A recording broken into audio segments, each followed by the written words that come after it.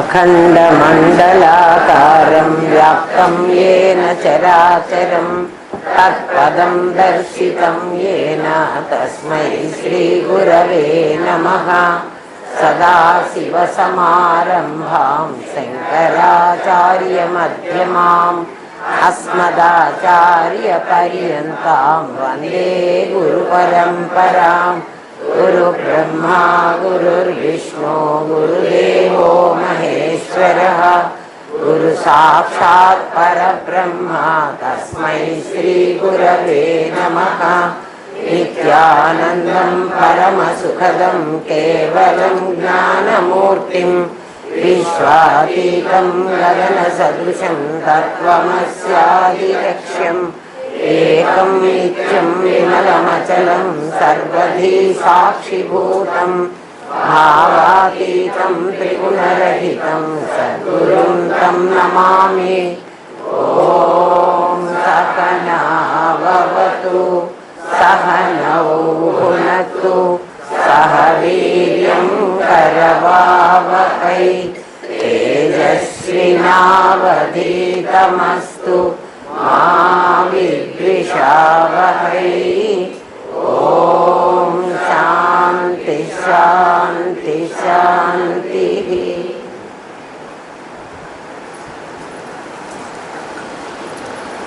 నిన్న మనం ఎంతవరకు చెప్పుకున్నామంటే మనకెవరికైనా క్యాన్సర్ బయటికి వచ్చేదాకా తెలియదు కదా. వచ్చిన మొదటి రోజే రెండో రోజు జ్వరంలాగా బయటపడదు. డాక్టర్ గారి దగ్గరికి వెళ్ళాక ఇది 4th స్టేజ్ అని చెప్తాడు. అప్పుడే అది బయటపడుతుంది. ఇంకో నెలో 6 నెలల్లో నువ్వు ఎన్నాళ్ళో బతుకుతావని డాక్టర్ చెప్తాడు మనకి. ఈ లోపల ట్రీట్మెంట్ ఏదో జరగాలి, 6 నెలలకు ఖచ్చితంగా చచ్చిపోతావని ఆయనకి తెలుసు, మనకి తెలుసు. మనకి చెప్తాడు పాపం. మనం అప్పుడు కూడా ఎన్ని కోట్లైనా ఖర్చు పెట్టి 6 నెలల కన్నా ఇంకొక నెల బతికినా చాలని మళ్ళీ మనం చేస్తాం కదా. ఎంత కష్టపడి సంపాదించుకున్న డబ్బంతా అప్పుడు పెట్టడానికి అంతకుముందు చాలా పిసినేసి వాళ్ళం. మనం రూపాయి చాలా జాగ్రత్తగా దాచుకున్నాం. ఈ మొత్తం డబ్బైనా ఖర్చు పెట్టి నా భర్తని నేను బతికించుకోవాలని ఆ భార్య, నా డబ్బంతా పోతే పోయిందిలే నేను బతికితే చాలని బతికితే మళ్ళీ సంపాదించలేదు. వాడు పోతున్నాడు ఆల్రెడీ, తెలుసు వాడికి ఆ సంగతి. అయినా కూడా ప్రయత్నం చేస్తావు కదా. ఇప్పుడు నీకు క్యాన్సర్ కంటే కూడా చాలా ప్రమాదకరమైన జబ్బు వచ్చింది. అదైనా డాక్టర్ నువ్వు 6 నెలలకు చస్తావని చెప్పాడు. కానీ ఇప్పుడు వీడు నువ్వెప్పుడు చస్తావో కూడా నీకు చెప్పలే, నువ్వు ఖచ్చితంగా చస్తావని చెబుతున్నాడు. నువ్వు రేపే చావచ్చు, ఎల్లుండే చావచ్చు, తెలీదు కదా. 6 నెలల లోపల నీ ఆర్గాన్స్ అన్నీ పాడైపోతాయి, నువ్వు పోతావు అంటాడు. క్యాన్సర్ వాళ్ళందరికీ అదే చెప్తాడు కదా. ఏదో ఒక పీరియడ్ ఇస్తారు. కొంతమందికి బ్లడ్ క్యాన్సర్, లుకేమియా వచ్చిందంటే మీరు 1.5 నెలే, మీకు అసలు 6 వారాలు కూడా చాలా కష్టం. మరి నీకు మరణం రా నాయన ప్రమాదం అని చెప్తూ ఉంటే ఎప్పుడు చెప్పాడు అంటే నువ్వు పుట్టినప్పుడే చెప్పాడు. ఈ శరీరాన్ని మనం ఎప్పుడు తెచ్చుకున్నామో అప్పుడే మన మరణం కూడా నిర్ణయమైంది. బర్త్ డేట్ మనకి తెలుసు, డెత్ డేట్ మనకి తెలియదు. కానీ బర్త్ డేట్ ఎప్పుడుందో డెత్ డేట్ ఖచ్చితంగా అప్పుడు ఉంటుంది. ఎందుకు ఉంటుందండి? మాకు ఉండదు అని మీరు ఎవరన్నా అనేటట్లయితే, ఒక తానులో చీరని కొలుచుకొని తీసుకోవాలంటే తానులో బట్ట ఉంటుంది. నాకు చీర కావాలి, ఆ షాప్ కీపర్ నేను అడుగుతా, నాకు చీర కావాలి 6 గజాలు 6 మీటర్లో కావాలి అంటాను. వాడు ఇక్కడి నుంచి కొలచడం మొదలు పెడతాడు. 1 2 కొలుస్తాడు. 6వ మీటర్ అవ్వగానే ఇక్కడ కట్ చేస్తాడు. ఇది ఉన్నప్పుడు ఇది ఉండి తీరుతుంది కదా. ఎక్కడి నుంచి నువ్వు మొదలు పెట్టావో ఆ మొదలున్నప్పుడు ఈ చివర లేకుండా వాడు ఈ పార్ట్కి కదా చీర కదా. నీ జననం నీకు తెలుసు, నీ మరణం వాడు 6 మీటర్లు అయినా కదండి కట్ చేశాడు, నాది 6 మీటర్లు ఇప్పుడు అంటే నీ 6 మీటర్లు 100 ఇయర్స్ అని చెప్పేశావు. అయితే నాకు షూర్ గ్యారంటీ ఆ చీర 6 మీటర్లు ఉంటే నేను ఖచ్చితంగా 100 ఇయర్స్ ఉండాలి. మరి మీ లెక్క అదే కదండి, మీరు చెప్తున్న లెక్క. నేను 100 సంవత్సరాలు ఉంటాను అని నువ్వు అనుకుంటున్నావు. నిజమే, ప్రతి ఒక్కడికి కూడా పరమాత్మ ఆయనకి ఎటువంటి భేదభావము లేకుండా అందరికీ 100 ఇయర్సే రాశాడు. మనందరికీ ఆయుష్ ప్రమాణం ఎంత? 100 ఏళ్ళు. మనం తెల్లవారు లేస్తే అబద్ధం ఆడకుండా ఒక్కరోజు కూడా ఉండం. సాయంత్రం అయిన తర్వాత లెక్కేసుకోండి, నేను ఇవాళ నేను చేసిన పనులలో అబద్ధమైందేది, నిజమైందేది. అంటే ఎవరితో పరాచికాలకైనా అబద్ధం ఆడేవేమో. ఒక్కొక్క అబద్ధం నీకు ఒక్కొక్క క్షణం ఆయుష్ను తగ్గిస్తూ వస్తుంది. మనం చిన్నప్పటి నుంచి అదేమిటి, ఈటింగ్ షుగర్ నో పాపా, ఓపెన్ ద మౌత్ ఆహాహా అంటే ఎగతాళిగా నేను అన్నాను. నాయన పులి వచ్చాయని చెప్తారు మన పెద్దవాళ్ళు. పులి వచ్చింది అంటే 2 సార్లు పాపం నాన్న వచ్చి చూశాడు, పులి రాలేదు. నిజంగా పులి వచ్చినప్పుడు పులి వచ్చాయంటే వాడి ఎగతాళిగా అంటున్నాళ్ళే. పరమాత్మ కూడా మనం ఎన్ని అబద్ధాలు ఆడుతున్నామో అన్ని అబద్ధాలకి ఒక్కొక్క రోజే తగ్గిస్తాడో క్షణమే తగ్గిస్తాడో అది ఆయన కౌంటర్ మనకి తెలియదు. అవి తగ్గించి మన ఆయు ప్రమాణం ఎంత ఉంటుంది అంటే మనం చెప్పడానికి వీల్లేదు. కానీ మరణమైతే తప్పదు. అది తెలిసి కూడా ప్రతి ఒక్కడికి తెలుసు కదా. ఎవడైనా నేను మాత్రం సావను అని ఒక్కడైనా అనగలడా? అనడానికి వీల్లేదు. అటువంటప్పుడు నువ్వు ఆ చావుని తప్పించుకోవడానికి, క్యాన్సర్ని తప్పించుకోవడానికి నీ డబ్బంతా ఖర్చు పెడుతున్నావు, నీ ఇంటి వాళ్ళందరినీ దాంట్లో పెడుతున్నావు కదా. మీ అమ్మాయి పెళ్ళికి వచ్చి ఉందనుకో, ఆ టైంకి ఉండవే నాకు రోగం నయం కానీ తర్వాత పెళ్లి సంగతి చూస్తానంటావు కానీ కదా. ఇప్పుడు ముందు పెళ్లి చేసేద్దామని అనుకుంటే ఆ ఉన్న డబ్బులన్నీ పెళ్ళికి ఖర్చు పెడితే తర్వాత, కానీ నువ్వు చచ్చిపోయిన తర్వాత ఆ పెళ్ళి ఎవడు చేయలేడు. ఎందుకంటే నీకోసమే ఆ డబ్బులన్నీ ఖర్చు పెట్టుకున్నావు. అయితే నేను సంపాదించానే ఖర్చు పెట్టుకున్నా అంటావు. అసలు చెప్తున్నా, నీకు వ్యాధి నుంచి తప్పించుకోవాలని మిగిలినవన్నీ వదిలేసి ఇలా వస్తున్నావు కదా. మరణం నుంచి తప్పించుకోవాలని ఆ 3 వదలరా అంటే నీకు బాధ ఏమిటి చెప్పు? నేనెందుకు వదులుతానండి, నేను వదలను, ఆ 3 వదలను అంటావు. ఆలోచించు. ఏమ్మా, పుట్టిన ప్రతి ప్రాణి మరణిస్తుందని, అలాగే నేను కూడా పోతానని నీకు తెలియదా? మా గురుదేవులు చెప్పిన మాట ఇక్కడ రాసుకున్నాను నేను. ప్రతి చావబోయేవాడు అంటే ఎప్పుడో చస్తాడు వీడు. మనమందరం చావబోయేవాళ్ళం. ఒక చచ్చిన వాడిని ఒళ్ళో పెట్టుకుని ఏడవటం చూడలేదా? అంటే ఓ చచ్చిన వాడిని నువ్వు ఒళ్ళో పెట్టుకున్నావు అంటే ఎక్కడో ఎవడో చస్తాడు కాదురా, మన ఇంట్లో కూడా ఎవడో ఒకడు చచ్చాడు కదా. మరి ఒక చావబోయేవాడు ఒక చచ్చిన వాడిని ఒళ్ళో పెట్టుకుని ఏడుస్తున్నాడట. ఎందుకని అంటే వీడు చచ్చాడని ఏడుపు కాదు, వీడు చావడం వల్ల మా కుటుంబానికి ఎంత నష్టం, ఆ నష్టం కోసం ఏడుస్తున్నావు. వాడు చచ్చాడని ఏడవటంలే, వాడి కోసం ఎవ్వడే ఏడవడు. కథ కూడా చెప్తారు. యమధర్మరాజు దగ్గరికి వెళ్ళి, అయ్యా వీడు చచ్చిపోయినాడు కదా, వీడికి ఏం బదులిస్తే నువ్వు వాడిని మాకు వెనక్కిస్తావు అని. ఎందుకంటే ఆ దేవుడు ఎత్తుకుపోయినాడు అంటారు కదా, అడుగుతారట. వాడు వీడి బదులు ఎవడైనా ఒకడు వస్తే వీడిని ఇచ్చేస్తానంటాడు. ఎవడొస్తాడు నీ ఇంట్లోంచి? ఆలోచించు. నీ ఇంటి వాళ్ళందరినీ చాలా ప్రియమైన వాళ్ళు. యమధర్మరాజు ఒకవేళ వచ్చి, అంటే నువ్వు అడుగుతున్నావు, అందరూ అమ్మా దేవుడు ఎత్తుకుపోయినాడమ్మా, పాపిష్టి దేవుడు ఎత్తుకుపోయినాడు వీడు కావాలి వాడికి. ఒకవేళ అడిగితే ఇంకెవడు వీడి బదులు ఎవడొచ్చినా పర్వాలేదు, ఒక ప్రాణిని నాకు ఇచ్చేసేయండి. పక్కింటి వాడు కాదు, మీ ఇంటి వాడు. ఎవడు వెళతాడు? వాడికి బదులుగా వాడి భార్య వెళుతుంది. అమ్మో వాడు లేకపోతే నేను బతకలేనంది ఇప్పటిదాకా ఏడుస్తున్నది కదా. రామకృష్ణ పరమహంస చెప్పాడు ఈ మాట, ఎవ్వడు నీ కోసం రాడు, నీకు నువ్వే వచ్చావు, నీకు నువ్వే వెళ్ళాలి. ఆలోచించు. వీళ్ళ కోసమా నువ్వు కష్టపడ. అయితే ఏంటండి మీరు మరి నా కుటుంబాన్ని ఇంత పనికి మాల దాని కింద మీరు తీసేస్తున్నారు, మీకేమో ఇక్కడ మీరు బాగా మాటలు చెప్తారు, ఇప్పుడు ఇంటికి పోయిన తర్వాత నాకు కాఫీ ఇవ్వాల్సింది మా ఆవిడేనండి, మీరు ఇట్లా ఆమె మీద నాకు విరోధం కలిగేటట్టుగా మీరు మాట్లాడితే ఆమె కూడా తిడుతుంది. అక్కడికి పోతే ఇట్లాగ నా మీదే అన్నీ చెబుతూ ఉంటుంది ఆమె, మీరు అసలు పోక్కర్లేదని, రేపటి నుంచి క్లాసుకు పోవాకంటుంది.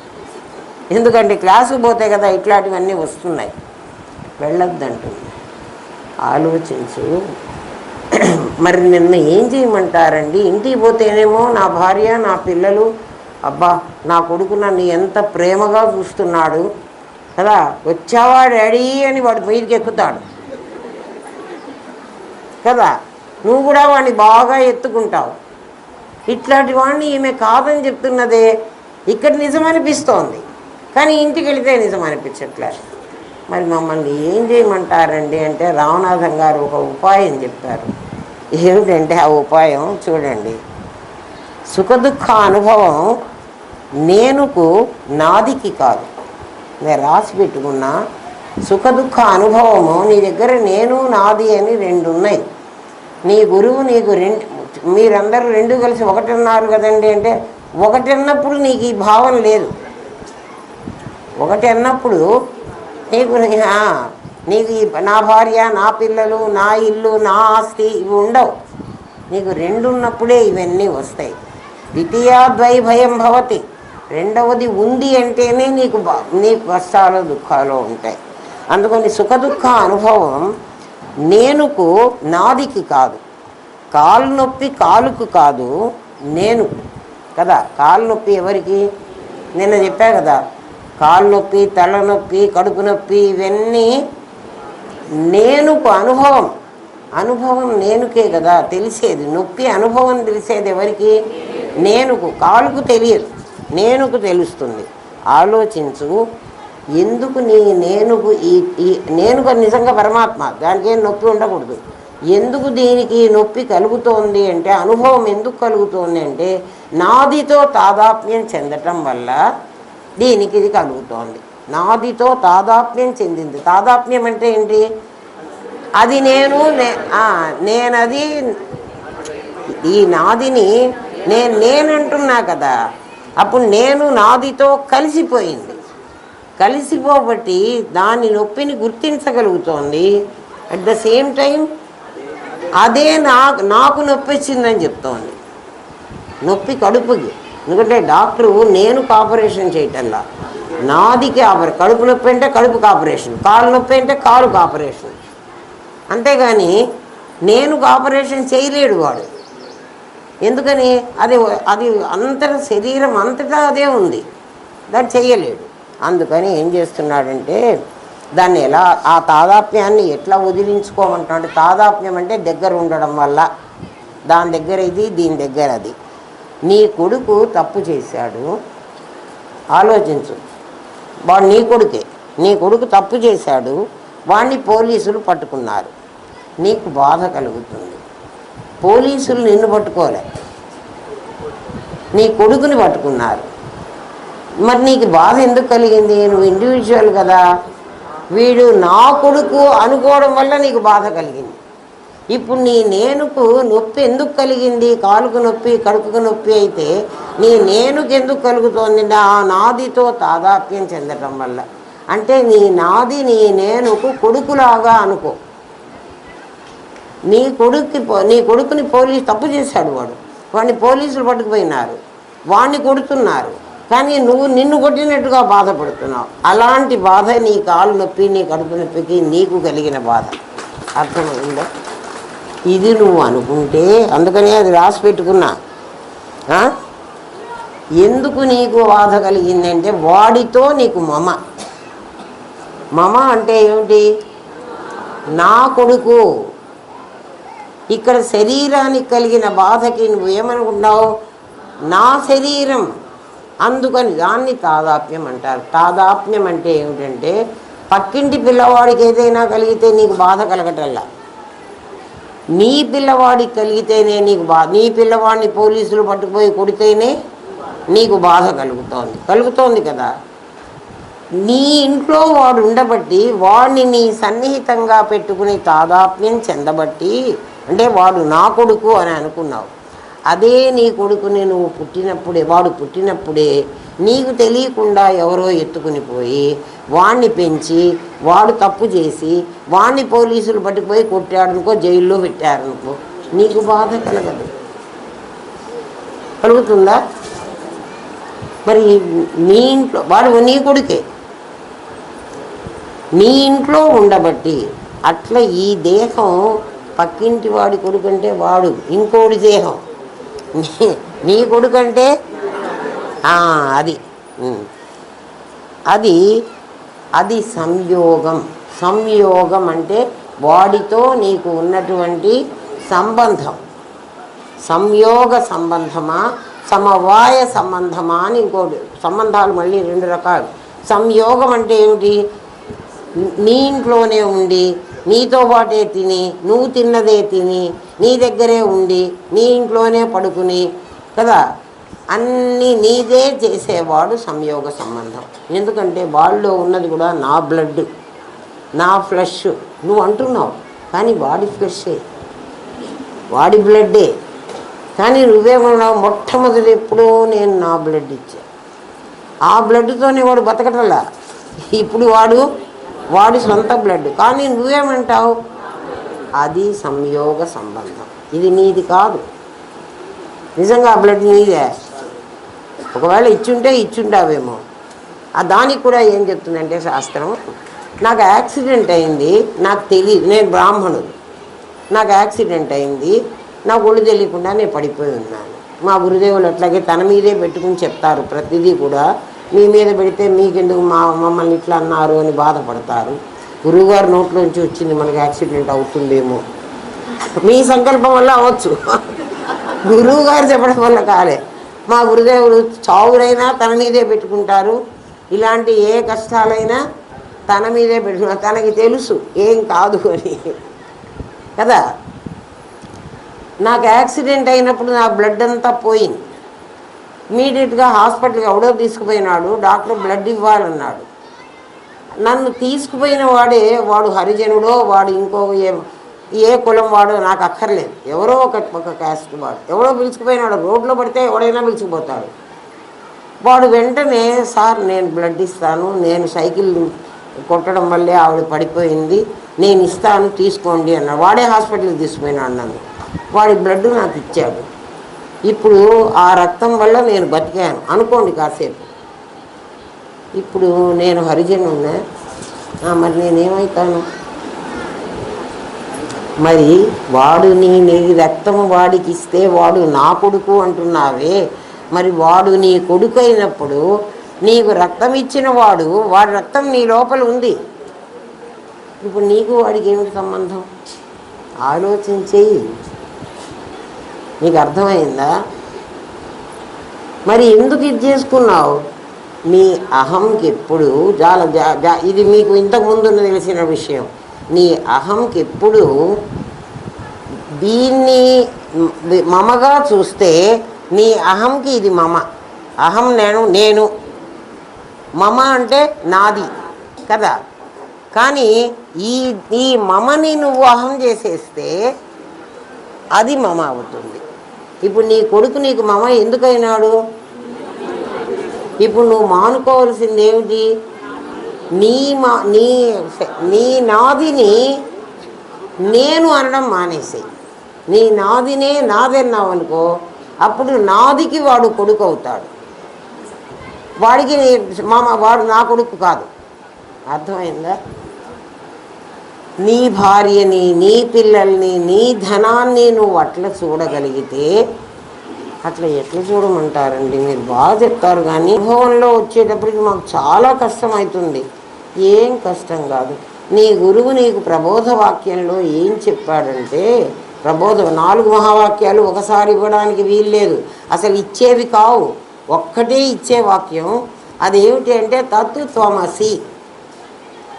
ఎక్కడో ఉన్నాడు భగవంతుడు అని నీ మనస్సులో ఉంది, నీకంటే భిన్నంగా ఉన్నాడు. తత్ అంటే నీకంటే భిన్నంగా ఉన్నాడు. అద్వైతం ఇదే అమ్మా చెప్పేది. నీకంటే వాడెక్కడో ఉన్నాడు దేవుడు అని చెప్తున్నారు. ఎందుకంటే మనమే మన పిల్లల్ని తీసుకొచ్చి దేవుడు దండం పెట్టమ్మా అంటాం. ఎక్కడ చెప్తాం? మన ఇంట్లో తీసుకుపోయిన ఒక పఠానికి పెట్టి చెప్పమంటున్నాం, దండం పెట్టమంటున్నాం. వాడు దండం పెట్టిన తర్వాత వాడు అడుగుతాడు, ఆ పఠంలో దేవుడు ఉన్నాడా అని ఆ పిల్లవాడు అడుగుతాడు. నువ్వేం చెప్తావు? ఆ పఠంలో ఉన్నాడని చెప్పావు. నువ్వేం చెప్తావు అంటే దేవుడు ఎక్కడో ఉంటాడు, వాడు ఈ పఠంలో నుంచి కూడా నిన్ను చూస్తాడు, దేవుడు ఎక్కడో ఉంటాడట. అంటే నీ భావనలో ఏముంది? నీకు నీవే దేవుడివి అని నీకు తెలిసినట్టయితే నీ పిల్లవాడికి కూడా నాయన దేవుడు నీ లోపలే ఉంటాడురా, వాడే చెబుతాడురా, వాడికే దండం పెట్టమంటున్నావు, వాడిని ఎదురుగా పెట్టి ఒక్క పలుకు పెట్టి బ్రాహ్మణుడు ఆ హరిద్రాబింబంలో అస్మిన్ నువ్వు వచ్చి కూర్చోవయ్యా అని చెబుతున్నాడు కదా. నీ లోపల దేవుణ్ణి ఇక్కడ పెట్టి ఇట్లా చెప్పిస్తుంటాడు కదా మీ చేత. అది భగవంతుడు వేరే ఉన్నాడు అని నువ్వు అనుకుంటున్నావు కాబట్టి వేరే లేడురా. ఆ వేరే ఉన్నాడు అని అనుకునేవాడు నీవేరా అనే మాటకు అర్థం తత్ త్వమసి. అంతేగాని తత్వమసి కాదు, తత్వమసి కాదు, మసి కాదు. అక్కడ మసి ఏమీ పూడ్చేది లేదు. తత్ త్వమసి, త్వమసి నీవు, అది నీవైతే, అది నీవయ్యున్నావు. ఇదే గురువు చెప్పవలసిన మహావాక్యం. వాడితో అప్పుడే ఏం చెప్పిస్తాడంటే, వాడికి ముందుగా కూడా వాడు పరమాత్మని గురువుకు తెలుసు, వాడికి తెలియదు. అహం బ్రహ్మాస్మి అనమంటాడు. అంటే నీ దగ్గర ఒక అహము ఒక మమ రెండు ఉన్నాయిరా నాయన. బ్రహ్మము అహమే, మరి దేహము మమ, దేహము మమ. కానీ నువ్వేం చేస్తున్నావు అంటే ఆ మమను అహం చేసావు. అందువల్ల నీ కొడుకు మమ అయినాడు, నీ ఆస్తి మమ అయింది. ఎంత సింపుల్ లాజిక్ ఆలోచించండిరా. నువ్వెందుకు మమ గురించి అంత కష్టపడుతున్నావు? అందుకని అహం బ్రహ్మాస్మి అనుకుంటే నేను బ్రహ్మనైపోతానా అంటే నువ్వు బ్రహ్మను అవ్వక్కర్లే, అయ్యే ఉన్నావు, నీకు తెలియదు. అందుకని తత్వమసి అన్నటువంటి మహావాక్యం నీకు ప్రబోధ వాక్యం, అహం బ్రహ్మాస్మి అనేది నీకు అనుభవ వాక్యం. నేను అహం బ్రహ్మాస్మి అయితే నేను నిజంగా బ్రహ్మమును ఎట్లా అవుతాను అని నీకు సందేహం వస్తుంది. కాబట్టి అరే నేను ఫలానా భానుమతిని కదా, నన్ను గురువుగారు నువ్వే బ్రహ్మమువి అని చెప్పారేమిటి అని నువ్వు ఆలోచించమంటారు. అప్పుడు బ్రహ్మ లక్షణాలన్నీ నీకు చెప్తారు. అందుకని ఒక్క రోజులో రాదు, ఒక రోజులోనే మాకు సమాధి వచ్చేసిందండి అంటే మేము చాలా తయారై ఉన్నాం, ఇంతకుముందే ప్రిపేర్డ్గా ఉన్నాం, అందుకని గురువుగారు అట్లా చేయి పెట్టగానే మాకు వచ్చేసింది.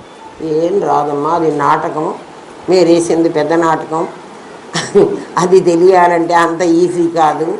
అందుకని నిన్ను బ్రహ్మ లక్షణాలు నీకు చెప్పి నిన్ను చెప్పినట్టు ప్రజ్ఞాన ఘనం అని చెప్తాడు. కాబట్టి ప్రజ్ఞానం బ్రహ్మ అనేది ఇంకో వేదం చెప్పినటువంటి మహావాక్యం. 4 వేదాలు 4 మహావాక్యాలు, ఎసెన్స్ ఆఫ్ ద వేద అది.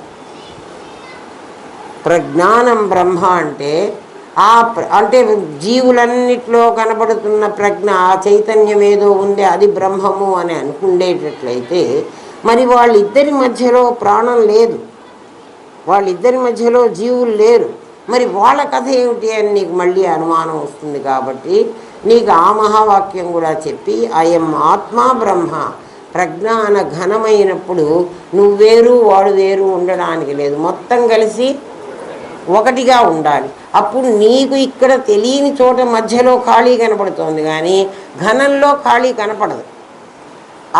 అంటే ఖాళీ ఉందేమో అంటే బబుల్ ర్యాప్లో 2 బబుల్స్ ఉన్నాయి, మధ్యలో ఉన్నది నువ్వు అంటున్నావు కాబట్టి అది కాదు. 2 లేయర్స్, ఒక లేయర్ పైకి లేచింది, అంతే కదా. మధ్యలో ఖాళీ ఉండడానికి వీలు లేదు. ఉన్నదని నువ్వు అనుకుంటున్నావు కాబట్టి ఈ ఆత్మ కూడా బ్రహ్మమేరా అని చెప్పాడు. 4 మహావాక్యాలు చెప్తాడు. నిన్ను ఏ విధంగా నన్ను సాధన చేసుకుని నన్ను పోగొట్టుకోమంటారు అంటే గురువు అందుకే అహం బ్రహ్మాస్మి, అహం అనేటువంటిది ఒకటి ఉందిరా నీ లోపల. ఆ అహము ఈ నాదితో చేరినప్పుడు కారం అవుతుంది. అహం నాదితో చేరినప్పుడు అంటే ఏమిటి? 3 గుణాలతో చేరినట్లయితే అహం కాస్త కారం అయిపోతుంది. కారం అవుతుందంటే బాగా పచ్చిమిరపకాయ నోట్లో పెట్టి కొరకండి, ఏమవుతుంది? అంతకు ముందున్న మీ స్థితిని పోగొట్టేస్తుంది. పోగొట్టి ఏం చేస్తుంది?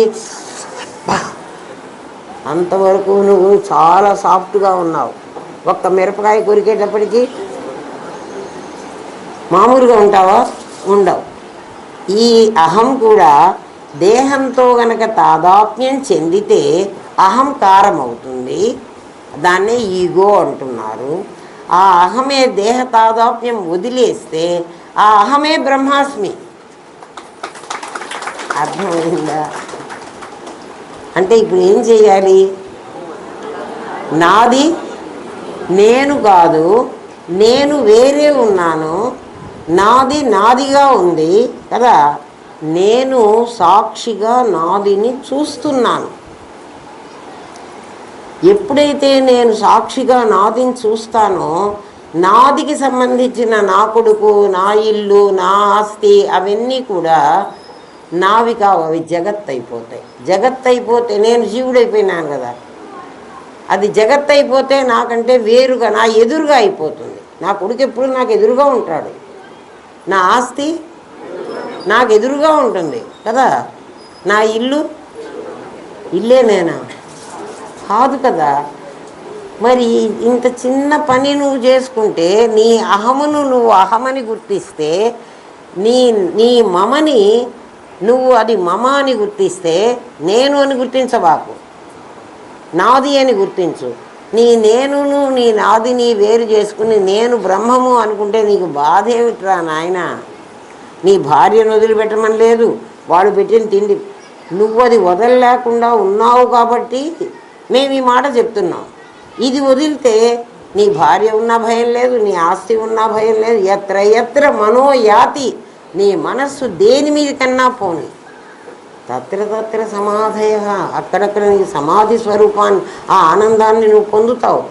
సమాధి నీ లోపల ఉన్న నీ నేను చూస్తేనే కాదు. దానికి వేదాంత పంచదశిలో విద్యారణ్యులు దేహ అభిమానే గళితే, ఈ దేహమే నేను అన్న అభిమానాన్ని వదిలేస్తే, దేహం నాది కదా, నేను కాదు కదా, దాన్ని వదిలేస్తే తర్వాత విజ్ఞాతే పరమాత్మని అంటే లోపల ఉన్న నేనే బ్రహ్మము అని నువ్వు గుర్తిస్తే అప్పుడు నీ మనస్సు ఏ వస్తువు మీదికి పోయినా అది నువ్వు సమాధి సౌఖ్యాన్నే పొందుతున్నావు. ఎందుకని? ఎప్పుడైతే నువ్వు వేరుగా గుర్తించావో నేను జీవుణ్ణి అయిపోయినా. ఎందుకంటే దేహంతో ఉన్నా కదా, ఆలోచిస్తున్నావు అంటే దేహంతో ఉంటేనే ఆలోచిస్తావు, దేహంతో ఉండకపోతే ఆలోచించడానికి వీలు లేదు. ఎందుకంటే దేహంతో ఉన్నావంటే నీకు మనస్సు ఉంది, నీకు బుద్ధి ఉంది, నీకు చిత్తం ఉంది, నీకు అహంకారం ఉంది. కేశవ, నారాయణ, మాధవ, గోవింద 24 ఉన్నాయి, అవే కదా. అందుకని నువ్వు ఆలోచిస్తున్నావు. ఆలోచించినప్పుడు దేహం వేరు నేను వేరు అని నువ్వు అనుకున్నట్లయితే దేహంతో నీ మనస్సు ఎక్కడికి పోయి ఏ మలబార్ గోల్డ్కి వెళ్ళి ఆ నెక్లెస్ కావాలి అని అడిగినప్పటికీ కదా, మనస్సు కదా అడిగింది. ఆ మనస్సు నేను వేరు అని నువ్వు కనుక్కున్నావు కదా, కాబట్టి అక్కడ కూడా ఏముంటుంది? అక్కడ సత్తు చిత్తే ఉంటుంది. నేను అనేవాడు సచ్చిత్తుడు కదా. ఆ నెక్లెస్ కూడా ఉన్నది అంటున్నావా లేదా? అది కనపడింది అంటున్నావా లేదా? ఉండడం కనపడడం అనేది నీ లక్షణమా, నెక్లెస్ లక్షణమా? నీ లక్షణం. నీ లక్షణం నీకు తెలిసినప్పుడు అక్కడికి పోయి ఆ నెక్లెస్ని చూసినా కూడా నువ్వు సమాధినే పొందుతున్నావు. ఎందుకని? నువ్వు సచ్చిత్తులే. నిన్న ఆ మురుగుంటని ఆ గురుదేవులకి ఏం కనిపించింది కదా, పందికి కూడా అదే అనిపిస్తోంది. అందుకని పంది బురదలో హ్యాపీగా ఉంటుంది. దానికి అంటే ఆ శరీరానికి అది బాగుంది. అంటే పందికి తెలియదు, నిన్న గురువుగారికి సచ్చిత్తులే తెలిసింది. కాబట్టి నీ మనస్సు ఎక్కడికి పోయినా పర్వాలేదు, దేని మీదికి పోయినా పర్వాలేదు. నీ భార్య బిడ్డల మీదకి పోతే మేము వద్దన్నావా? ఇదివరకు నీ భార్యను ఎట్లా ప్రేమించావో అట్లా ప్రేమించు. మరి ఏం పోయింది చెప్పండి? నా అనేటువంటి భావం పోగొట్టుకున్నావు. అది పోగొట్టుకో చాలు. ఎవరిని వదిలిపెట్టద్దు. మీ వ్యాపారాలు మానుకోవద్దు, మీ డబ్బులు వాడుకోవద్దు. అది నాకు కావాలి అన్నది మానుకో. ఒక వ్యాపారస్తుడు కల్తీ చేసి మోసం చేస్తాడు. అప్పుడు వాడు ఎందుకు చేస్తున్నాడు?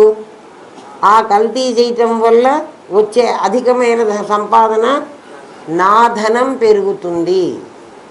అర్థమైందా? దానివల్ల వాడు ఆ తప్పు చేస్తున్నాడు. లేకపోతే ఆ తప్పు చెయ్యడు. నువ్వు నేను తెలుసుకోవడం వల్ల లాభం ఏమిటి అంటే, నేను తప్పు చేస్తే ఏముందండి, ఎవరికి ఏం తెలియటం లేదుగా. ఇతరులు ఎరుగకున్నా ఈశ్వరుడు ఎరుగడా. ఇతరులకు తెలియకుండా నువ్వు దొంగతనంగా డబ్బులు దాచిపెట్టుకుంటున్నావేమో, కానీ ఈశ్వరుడు లోపల ఉన్నాడే, వాడికంతా తెలుసు. అవునా? ఇప్పుడు అర్థమైందా? నీ కొడుకులాగా నీ శరీరాన్ని చూడగలిగితే, ఎందుకంటే నీకు బాధ కలుగుతోంది, ఆ శరీరం తాదాత్మ్యం చెందకుండా ఉంటే, తాదాత్మ్యం సంయోగం ఎందుకుందంటే ఎప్పుడు నా దగ్గర ఉంటుంది, ఇది నన్ను వదిలిపెట్టి పోవటంలే. నీ డబ్బు అట్లా ఎప్పుడు నీ దగ్గర ఉండటంలా, నీ ఇల్లు నీ దగ్గర ఉండటంలా, నీ ఆస్తులంతా నీ దగ్గర ఉండటంలా. బాగా ఆలోచించు. ఏమ్మా? వెలుగులోకి చీకటి ఎలా వస్తుంది అని ప్రశ్నిస్తున్నావు. ఈ గుహలోనికి చీకటి ఎన్నేళ్ల బట్టి వచ్చి ఉన్నది అని నువ్వు పరిశోధన చేసినా అది తొలగిపోదు. నాకు ఎన్నేళ్ల నుంచి ఈ జన్మలు వస్తున్నాయి, నేనేం పాపం చేశాను అందరు అంటూనే ఉంటారు కదా. ఏం పాపం చేశానో అబ్బా, అన్నీ నాకు కష్టాలే. నువ్వు ఏ పాపం చేయలేవు, ఏం చేసావో నాకు తెలియదు. కానీ ఇప్పుడు నీ కష్టం ఉందని నీకు తెలుసు. ఏం కష్టం ఉంది? దేహ తాదాత్మ్యమే నీ కష్టం. శరీరంతో తాదాత్మ్యం చెందడమే నీకు వచ్చిన కష్టం. ఇది ఎప్పటి నుంచి నాకు వచ్చింది, అసలు మొట్టమొదటి సృష్టి ఎవడు చేశాడు, ఎవడి కష్టాలన్నీ పెట్టాడు అని నువ్వెంత ఆలోచించినా ఆ కష్టాలు పోవు. ఎందుకంటే ఒక వెలుగు గుహలోకి వెళ్ళండి, చీకటిగా ఉంటుంది. ఈ గుహలోకి చీకటి ఎప్పటి నుంచి వచ్చింది అంటే, ఆ గుహ ఎన్నడు తయారైందో అప్పటి నుంచి ఆ చీకటి వచ్చింది. అంతేనా? ఆ చీకటి ఎప్పటి నుంచి వచ్చింది అని నువ్వు రీసెర్చ్ చేస్తే ఎన్ని సంవత్సరాలు, మామూలు రీసెర్చ్ 5 ఏళ్ళకి అయిపోతుంది. నువ్వు ఎంత రీసెర్చ్ చేసినా అది తేలదు. అంత కష్టపడకుండా ఒక చిన్న దీపం పెట్టుకుని ఆ గుహలోకి వెళితే నీకు ఆ చీకటి నువ్వు వెళ్ళినంత దూరం నీకు ఇస్తుంది. నాకు ఈ అజ్ఞానం ఎప్పటి నుంచి వచ్చింది అని ఆలోచించకుండా, అజ్ఞానం తెలుసుకోవడానికి వచ్చిన జన్మ మానవ జన్మ ఇప్పుడు వచ్చింది నీకు కదా. ఎప్పుడో ఇంకా చాలా బహునాం జన్మనాం, అంతే చాలా జన్మల తర్వాత వచ్చింది నీకు ఈ మానవ జన్మ. ఈ మానవ జన్మలో నువ్వు గనక తెలుసుకోవడానికి ప్రయత్నిస్తే, నీ దగ్గర ఓ చిన్న దీపం ఉంది, నీ దగ్గరే ఉంది ఆ దీపం. ఆ దీపాన్ని నీ గురువు అనేవాడు వెలిగిస్తాడు. ఆ వెలుగుతో నువ్వు ఈ చీకటిని చీల్చుకుంటూ వెళ్ళు. కొంత దూరం వెళ్ళిన తర్వాత నీ కళ్ళకి చీకటి అలవాటైపోయి నీ వెలుగు చాలా పెద్దదిగా కనపడటం మొదలుపెట్టింది. మొదట్లో చీకటి పెద్దది, వెలుగు చిన్నది. పోంగా నువ్వు చీకట్లోనే పోతున్నావు. ఎందుకంటే నీకేం తెలియదు. 7 భూమికలు దాటాలి, చీకట్లోనే ప్రయాణం చేయి. నీ చేతిలో ఉన్న చిన్న దీపం ఉందా లేదా అని మళ్ళీ అనుమానపడ. నిన్ననే చెప్పాను, బుద్ధి దర్పణం అనేటువంటి ఇది చిన్నది నీకు భగవంతుడు ఇచ్చాడు. బై డిఫాల్ట్ నీకు మానవ జన్మ వచ్చింది. 33% నీకు మార్కులు వచ్చేసినాయి. మిగిలిన 66 నువ్వు సంపాదించుకోవాలి. ఆ ఒక్క మార్కు భగవంతుడు వేస్తాడు నీకు. నేను ఎప్పుడో అమెరికా నుంచి మీకు చెప్పాను, 99 మీరు తెచ్చుకుంటే 1 మార్కు నేను వేసేస్తాను. మరి అంటే 33.5 33.5 1/3 వస్తుంది కదా, అవన్నీ కలిపితే ఆ ఒకటి నేను కలిపేస్తాను అంటాడు గురువు. 99 మీరు తెచ్చుకోవాలి, 33 మీకు ఊరికే ఇచ్చేశారు, అటెంప్ట్ చేసినందుకే ఇచ్చేసాం. కానీ మీరు ఆలోచించట్లా. చీకటి ఎన్నేళ్ల నుంచి వచ్చి కూర్చుందని నువ్వు పరిశోధన చేసినా తొలగిపోదు. ఒక చిన్న దీపం వెలిగించుకుని ఆ చీకటిని తేలిగ్గా పోగొట్టుకోవచ్చు. ఎవరెస్ట్ శిఖరాన్ని ఎక్కమంటే మనందరినీ ఎవరెస్ట్ ఎక్కరా అన్నారనుకో ఎవడైనా, అమ్మో అంత ఎత్తు నేను ఎక్కగలనా అని ఆలోచిస్తూ కూర్చుంటే ఎప్పటికీ ఎక్కలేదు. 7 జ్ఞానభూమికలు దాటాలరా అంటే అమ్మో అవి నాకు సాధ్యమవుతాయా, నాకు అసలు అహం బ్రహ్మాస్మే రావటం లేదు అని నువ్వు బాధపడతావురా. ఏమ్మా, అది బ్రహ్మ విద్య, అది కష్టసాధ్యమైంది అని అనుకుంటే అది నీకు లభించదు. మొదట అడుగు వేసేటప్పుడు నీకు అయోమయంగా ఉంటుంది. కొంత దూరం ప్రయాణం చేస్తే నీకు ఉత్సాహం పెరుగుతుంది. మీకే అర్థం అవ్వడం మొదలు పెడితే, అందుకే అర్థమైందా అర్థమైందా అని అడుగుతుంటారు. అర్థం అవ్వడం మొదలు పెడితే మీకే ఉత్సాహం పెరిగి దాని తర్వాత ఏమిటి దాని తర్వాత ఏమిటని అర్థమయ్యేదాకా చచ్చినట్టు శ్రోతవ్యం, అంతకంటే ఇక మార్గమే లేదు. మంతవ్యం దగ్గరకు వచ్చేటికి మీకు అర్థం అవటం మొదలు పెడుతుంది. నిధిధ్యాసకి మీరే వెళతారు, కష్టం లేదు. కానీ శ్రోతవ్యం దగ్గరే సంవత్సరాల తరబడి చాలామంది ఆగిపోయేది శ్రోతవ్యం దగ్గర. ఏంట్రా అంటే ఎన్నాళ్ళు విన్నా నీకు అర్థం కావటం లేదు అంటే కారణం ఏమిటి?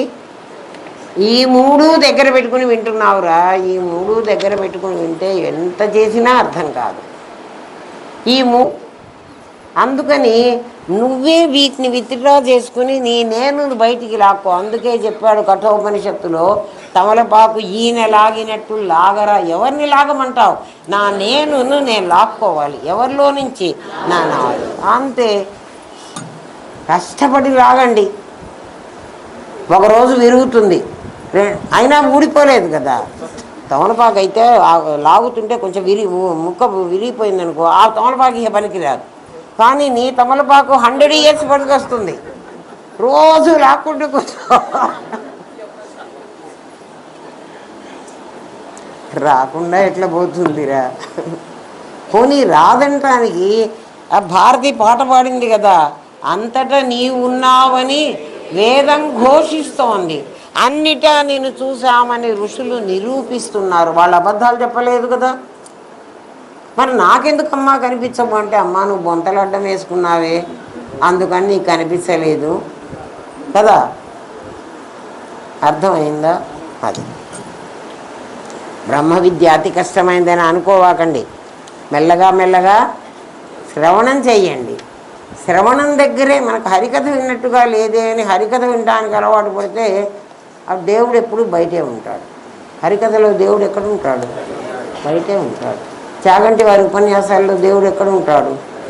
గుళ్ళో ఉంటాడు. ఆ గుళ్ళోకి పోదామంటే మన దగ్గర అన్ని డబ్బులు కూడా లేవు. ఆయన ఏమో చాలా చాలా చెప్తూ ఉంటారు. వాటన్నిటికీ పోయి చూద్దామంటే మనకు సాధ్యమవుతుందా? మనం సంసారంలో మన తిండి మనం తిని ఏదో మన ఇంటికి వచ్చిన వాళ్ళకి ఏదైనా ఓ పూట అన్నం పెట్టగలమేమో, అంతేగాని మనం అన్ని తీర్థయాత్రలకు పోయి తీర్థభ్రాంతి అధమాధమం. ఉత్తమం తత్వదర్శనం, మధ్యమం శాస్త్ర చింతనం, అధమం మంత్రచింతాచ, తీర్థభ్రాంతి అధమాధమం అన్నాడు. అధమాధమమైన దాన్ని అమ్మ మీరెందుకు మరి మమ్మల్ని కాశీకి పిలిచిపోతారా అంటే, అధమాధమమైన దగ్గర నుంచి మొదలు పెడుతున్నాం మనం. మరి తత్వదర్శనానికి ఎక్కమంటే ఎవరు ఎక్కుతున్నారా కదా. అందుకు టూర్లు వేస్తున్నా. ఇదన్నా మొదలుపెట్టిద్దాం వీళ్ళ చేత, మీ చేత. అందుకనే కార్తీక మాసంలో రుద్రాభిషేకాలు చేయిస్తున్నాము. నా రుద్రమర్చయ్యేది. రుద్రుడు కాకపోతే రుద్రం చెప్పి లాభం లేదు. నువ్వు రుద్రుడు కావడానికి ప్రయత్నించాలంటే, రుద్రుడు కావాలంటే ఏమవ్వాలి? నీ అహం బ్రహ్మాస్మి తెలియాలి కదా. ప్రజ్ఞాన ఘనంలో లేని జగత్తు ఎలా ప్రవేశించింది అని ప్రశ్నించావు. వాడు 3 ప్రశ్నలు వేశాడు కదా, దానికి జవాబు చెప్తున్నాడు. సూర్యుడు ప్రకాశిస్తుంటే ఆ సూర్యకాంతి తెల్లగా మిరుమిట్లు గొలుపుతూ ఉంటే 7 రంగుల ఇంద్రధనస్సు నీకు నేను ఉన్నానని కనిపించటం లేదా? సూర్యకాంతి ఎలా ఉంటుంది? తెల్లగా ఉంటుంది, అవునా కదా? కాంతి ఎట్లా ఉంటుంది? తెల్లగా ఉంటుంది, ప్రకాశంగా. ఇంద్రధనస్సులో 7 రంగులు ఉంటాయి. ఆ 7 రంగులు ఎక్కడి నుంచి వచ్చినాయంటే ఆ సూర్యకాంతిలోనే ఉన్నాయి. 7 రంగులని మన పిల్లలు బొంగరాలని ఆడుకుంటారు చూడండి. చిన్న మట్టి ఇంత చిన్న గుండ్రగా చేసి అప్పచ్చిలాగా దానికి చిల్లి పొడిచి ఒక పుల్ల పెట్టి ఇట్లా తిప్పితే అది తిరుగుతూ ఉంటుంది. మేము చిన్నప్పుడు వేసుకునే వాళ్ళం. కొనుక్కుని బొంగరాలు ఆడుకోవటం అవన్నీ లేవు. చిన్న బిళ్ళలు కదా. బొంగరం అంటే దాడు కట్టిన బొంగరం కాదు, ఇది ఇటువంటివి ఇట్లా తిప్పుకుండేవి. దానిపైన 7 రంగులు పూసేవాళ్ళం మేమే. ఇంట్లోనే తిలకం అట్టాటి ఉంటాయి కదా, విభూతి ఉంటుంది, అవన్నీ 7 రంగులు పూసేసేవాళ్ళం. మా బుద్ధి పుట్టిన రంగులు. అది ఇట్లా తిప్పగానే ఏమవుతుందంటే అది తెల్లగా పైనంతా విభూతి పూసినట్టు తెల్లగా వస్తుంది. మీరు కావాలంటే చేసి చూడండి. అంటే అన్ని రంగులు కలిస్తే తెల్ల రంగే వస్తుంది. సూర్యకాంతి అంత తెల్లగా ఉంటే అందులో ఇంద్రధనస్సు అనేటువంటివి నీకు కనపడుతున్నాయి. ఆకాశంలోకి వెళ్ళి ఎవడన్నా రంగులు వేసాడు, విజయార్ అంటారు. ఆ వైలెట్ కలర్ చాలా బాగుంది, ఆ బ్లూ చాలా బాగుంటాయి. మన ఆర్టిఫిషియల్ రంగుల కంటే అవే నిజంగా ఒరిజినల్ రంగులు చాలా బాగుంటాయి. మరి ఆ రంగుల్లో ఒక రంగు మీకు ఎంత డబ్బన్నా ఇస్తా, హెలికాప్టర్ ఇచ్చి పంపిస్తా, లేకపోతే ఫ్లైటే తీసుకుని పోండి, మీ ఇష్టం. ఆ రంగుల్లో ఒక్క రంగు పట్టుకొచ్చి నాకు ఇవ్వండి. ఇవ్వగలరా? ఇవ్వలేరు. ఎందుకని అంటే అది ఆభాస. అది ప్రజ్ఞాన ఘనంలో జగత్ ఎలా ప్రవేశించింది? ప్రజ్ఞాన ఘనం కదా జగత్. నిన్న అద్దంలోకి భరత్ గాడు ఎట్లా వెళ్ళాడు? వీడు దుంప దగ్గర కూర్చోకుండా అందులో దూరాడు. ఎట్లా వెళ్ళాడు? అట్లా ప్రజ్ఞాన ఘనం అన్నారు కదా పరమాత్మ. అందులోకి ఈ జగత్తు ఎలా ప్రవేశించింది అని ప్రశ్నించావు. సూర్యుడు ప్రకాశిస్తూ ఉంటే ఆ సూర్యకాంతిని తెల్లగా మిరుమిట్లు గొలుపుతూ 7 రంగుల ఇంద్రధనస్సు నేను ఉన్నాను అని నీకు కనిపించడం లేదా? అలాగే పరమాత్మ ప్రకాశిస్తుంటే జీవ జగత్తులోనే ఆభాసలు మేమే ఉన్నామని నీకు కనిపిస్తున్నాయి. అర్థమైందా? రాత్రి పగలు ఎలా వచ్చాయనుకుంటున్నావు? వాడిని అడుగుతున్నాడు. చీకటి వచ్చింది అంటున్నావు. చీకటి వెలుతురు అని 2 పదార్థాలు లేవు. వెలుతురు అడ్డం పడటబట్టే అది చీకటిగా కనపడుతోంది కదా. సూర్యోదయ సూర్యాస్తమయాలు నిజంగా ఉన్నాయా? సుందర చైతన్య అంటారు, భానుడేనాడు ఉదయించలేదు, జీవుడేనాడు జన్మించలేదు. జీవుడు జన్మించాడంటే వాడు మరణిస్తాడు కదా. జీవుడు అసలు జన్మించలే కానీ కనపడుతున్నాడు. భరత్ అందులో దూరలే కానీ దూరినట్లుగా కనపడుతున్నాడు. దూరాడా అంటే అద్దం లోపలికి దూరాడా, అద్దం బయట పైన కనపడుతున్నాడా? పైన కూడా నేనంతా చేయబెట్టి ఇట్లా చూపిస్తా, నాకు భరత్ బొమ్మ అడ్డం తగలే. ప్రజ్ఞాన ఘనంలో ఈ ప్రపంచం అలా ఉంది. అందుకే బ్రహ్మ సత్యం, ఇది సత్యం, అద్దం సత్యం. జగత్తుగా నీకు కనిపిస్తున్నదంతా అట్లాంటి మిథ్య. ఈ జీవుడు బ్రహ్మమే. జీవుడని ఎవడనుకుంటున్నావో వాడు బ్రహ్మమే. ఇదే చెప్పింది వేదం కదా. నీకు అర్థం అవ్వలేదు అంతే. అయితే ఇది తెలియాలంటే నాకు ఈ బ్రహ్మ విష్ణు మహేశ్వరులు, ఈ దేవతలు, వీళ్ళందరూ ఏమిటండి నాకు ఇది అర్థం కావట్లేదు. మీరు చెప్పేది ఇది ఉంటుంది, వేదం ఇది చెప్పిందంటారు, అది చెప్పిందంటారు. అది అందరికీ అర్థం కాదని ఉత్తములు, మధ్యములు, అధములు అని మన్ని 3 కేటగిరీస్ చేసేసి, నాయన ఉత్తమమైన తత్వదర్శనం అందరికీ తెలియదురా, అదేదో చాలా పుణ్యం చేసుకున్న వాడికే ఇది అర్థం అవుతుంది, ఆ అర్థం చేసుకుని చెప్పేవాడు కూడా చాలా పుణ్యం చేసి ఉంటాడు, లేకపోతే అందరికీ ఇది తెలియదు. అందువల్ల మీకు 6 భగవంతుల్లో 6 గుణాలు ఉన్నాయి. ఆ 6 గుణాలను 6 దేవతలుగా, 6 శక్తులు, 6 శక్తులను 6 దేవతలుగా సృష్టించి చూడండి. ఏ దేవుడికైనా ఒక భార్యను పెట్టారు, ఒక భర్తను పెట్టారు. వాళ్ళనంతా ఫ్యామిలీ, విడాకులు లేవు వాళ్ళకి. కదా. ఎక్కడైనా విష్ణుమూర్తిని పెట్టండి, ఆయనకో లక్ష్మీదేవిని పెడతారు. బ్రహ్మదేవుని పెట్టండి, ఆయనకో సరస్వతిని పెడతారు. అంటే మీకోసమని వాళ్ళ ఆకారాలు సృష్టించి పెట్టారు. ఎందుకు అంటే మీ అమ్మ ఎక్కడికైనా ఊరికి వెళ్ళిపోతే ఆ పిల్లవాడు ఆ తండ్రి దగ్గర ఉండి ఏడుస్తుంటాడు, ఆ మమ్మీలు కనపడలేదు, నాకు అమ్మ కనపడలేదు, నాకు అమ్మే కావాలి అని. అప్పుడు ఆ తండ్రి ఏం చేస్తాడంటే అమ్మ ఫోటో ఒకటి తీసుకొచ్చి పెట్టి, ఇది కూడా ఇదే మీ అమ్మ అని దగ్గర పెడతాడు. అవును, ఇది వాళ్ళ అమ్మే కదా. అంటే అమ్మ తాలూకు ఫోటో చూసి అమ్మేనని పిల్లవాడు భ్రమిస్తాడు. పెద్దవాడు భ్రమించమంటే పెద్దవాడు కూడా భ్రమిస్తున్నాడు ఈ రోజుల్లో. ఎందుకంటే వాడి ఫోటోలో వాడి వైఫ్ ఫోటోనే వాడి వాడి ఏమిటి పర్సులో, సెల్ ఫోన్లో కూడా శ్రీవారు శ్రీమతి. అవునా కాదా? నేనే అందుకని భగవంతుడు కూడా ఆ సచ్చిత్తులనే, ఆ సత్తునేమో అమ్మవారు చేసి ఆయన శక్తిని పెట్టాడు కదా. ప్రతి దేవుడు రమాసహిత సత్యనారాయణ స్వామి కదా. ఆ లక్ష్మితో పాటు విష్ణువు, తర్వాత ఆ అమ్మవారితో పాటు స్వామి శివయ్య. ఇట్లా ఒక్కొక్క చోట ఇద్దరిద్దరిని పెట్టాడు. ఎందుకంటే ఆ ఇద్దరిద్దరు నిజంగా లేరు కదా. వాళ్ళని ఒక ఫోటో, ఒక బొమ్మను చూపించి నీకు అది చేసుకోమన్నాడు. అందుకని అంత పరమాత్మ యొక్క శక్తే, 6 రకాలైన శక్తి ఒక దాంట్లో నిక్షిప్తం చేయబడి ఒక్కొక్కళ్ళు చెప్పా కదా. సౌరము, కౌమారము అంటే కొంతమంది సుబ్రహ్మణ్యేశ్వర స్వామి దేవుడు అంటారు, కొంతమంది సూర్యుడు దేవుడు అంటారు, సూర్యోపాసన, కొంతమంది అమ్మవారే పరాశక్తే దేవుడు అంటారు, ఇంకా కొంతమంది శివుడే దేవుడు అంటారు, కొంతమంది విష్ణువే దేవుడు కాదు. అందుకని శంకర భగవత్పాదులు ఏం చేశారంటే పంచాయతనము అని ఒకదాన్ని సృష్టించారు. దేవుళ్ళు ఎవరెవరు అంటే బ్రహ్మలోని 6 శక్తులను 5గా విభజించారు. 5గురుగా అంటే ఈ బొమ్మలు చేసేటప్పుడు 5గురు దేవుళ్ళుగా. బ్రహ్మగారికి ఏమి రూపం లేదు, ఆయనకి ఎక్కడా గుడి కూడా లేదు. ఈ 5గురుగా చేశారు. ఈ 5గురు ఎవరెవరంటే మొట్టమొదట్లో నువ్వు ఎవరినన్నా పెట్టుకో, 5గురు మొత్తం. ఏం ఆన్ లేదా? ఇది ఏమ్మా ఆన్ కాదు, ఇప్పుడే చూడండి. సూర్యుడు,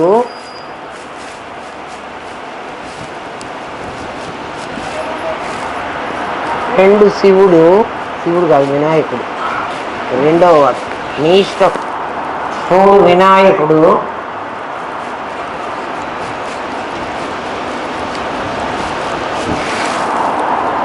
4 విష్ణువు.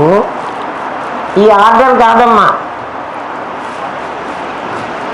ఇట్లా ఆర్డర్లో లేదు. ఫోటోలు తీయడానికి ఆర్డర్ ఏమిట్రా?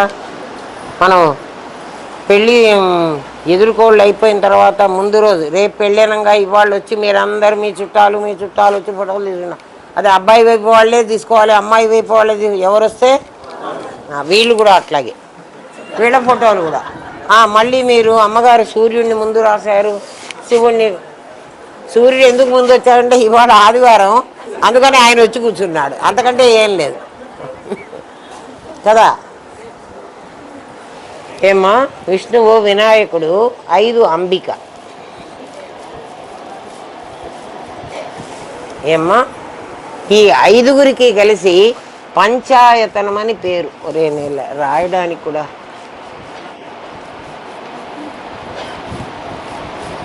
అబ్బా చూడలేదు, రాయనన్నా రాస్తుందండి. పంచాయతనం అంటే శంకర భగవత్పాదులు ఒకళ్ళొకళ్ళు ఇప్పుడు చిన్నజీయ స్వామి మనతో కొట్లాడుతున్నట్టు, మనం ఆయన్ని మళ్ళీ అంటున్నట్టు ఇవన్నీ లేకుండా 5గురిని దేవుళ్ళని చూపించి, నాయన బ్రహ్మగారు లేరు, ఈ 5గురే దేవుళ్ళు.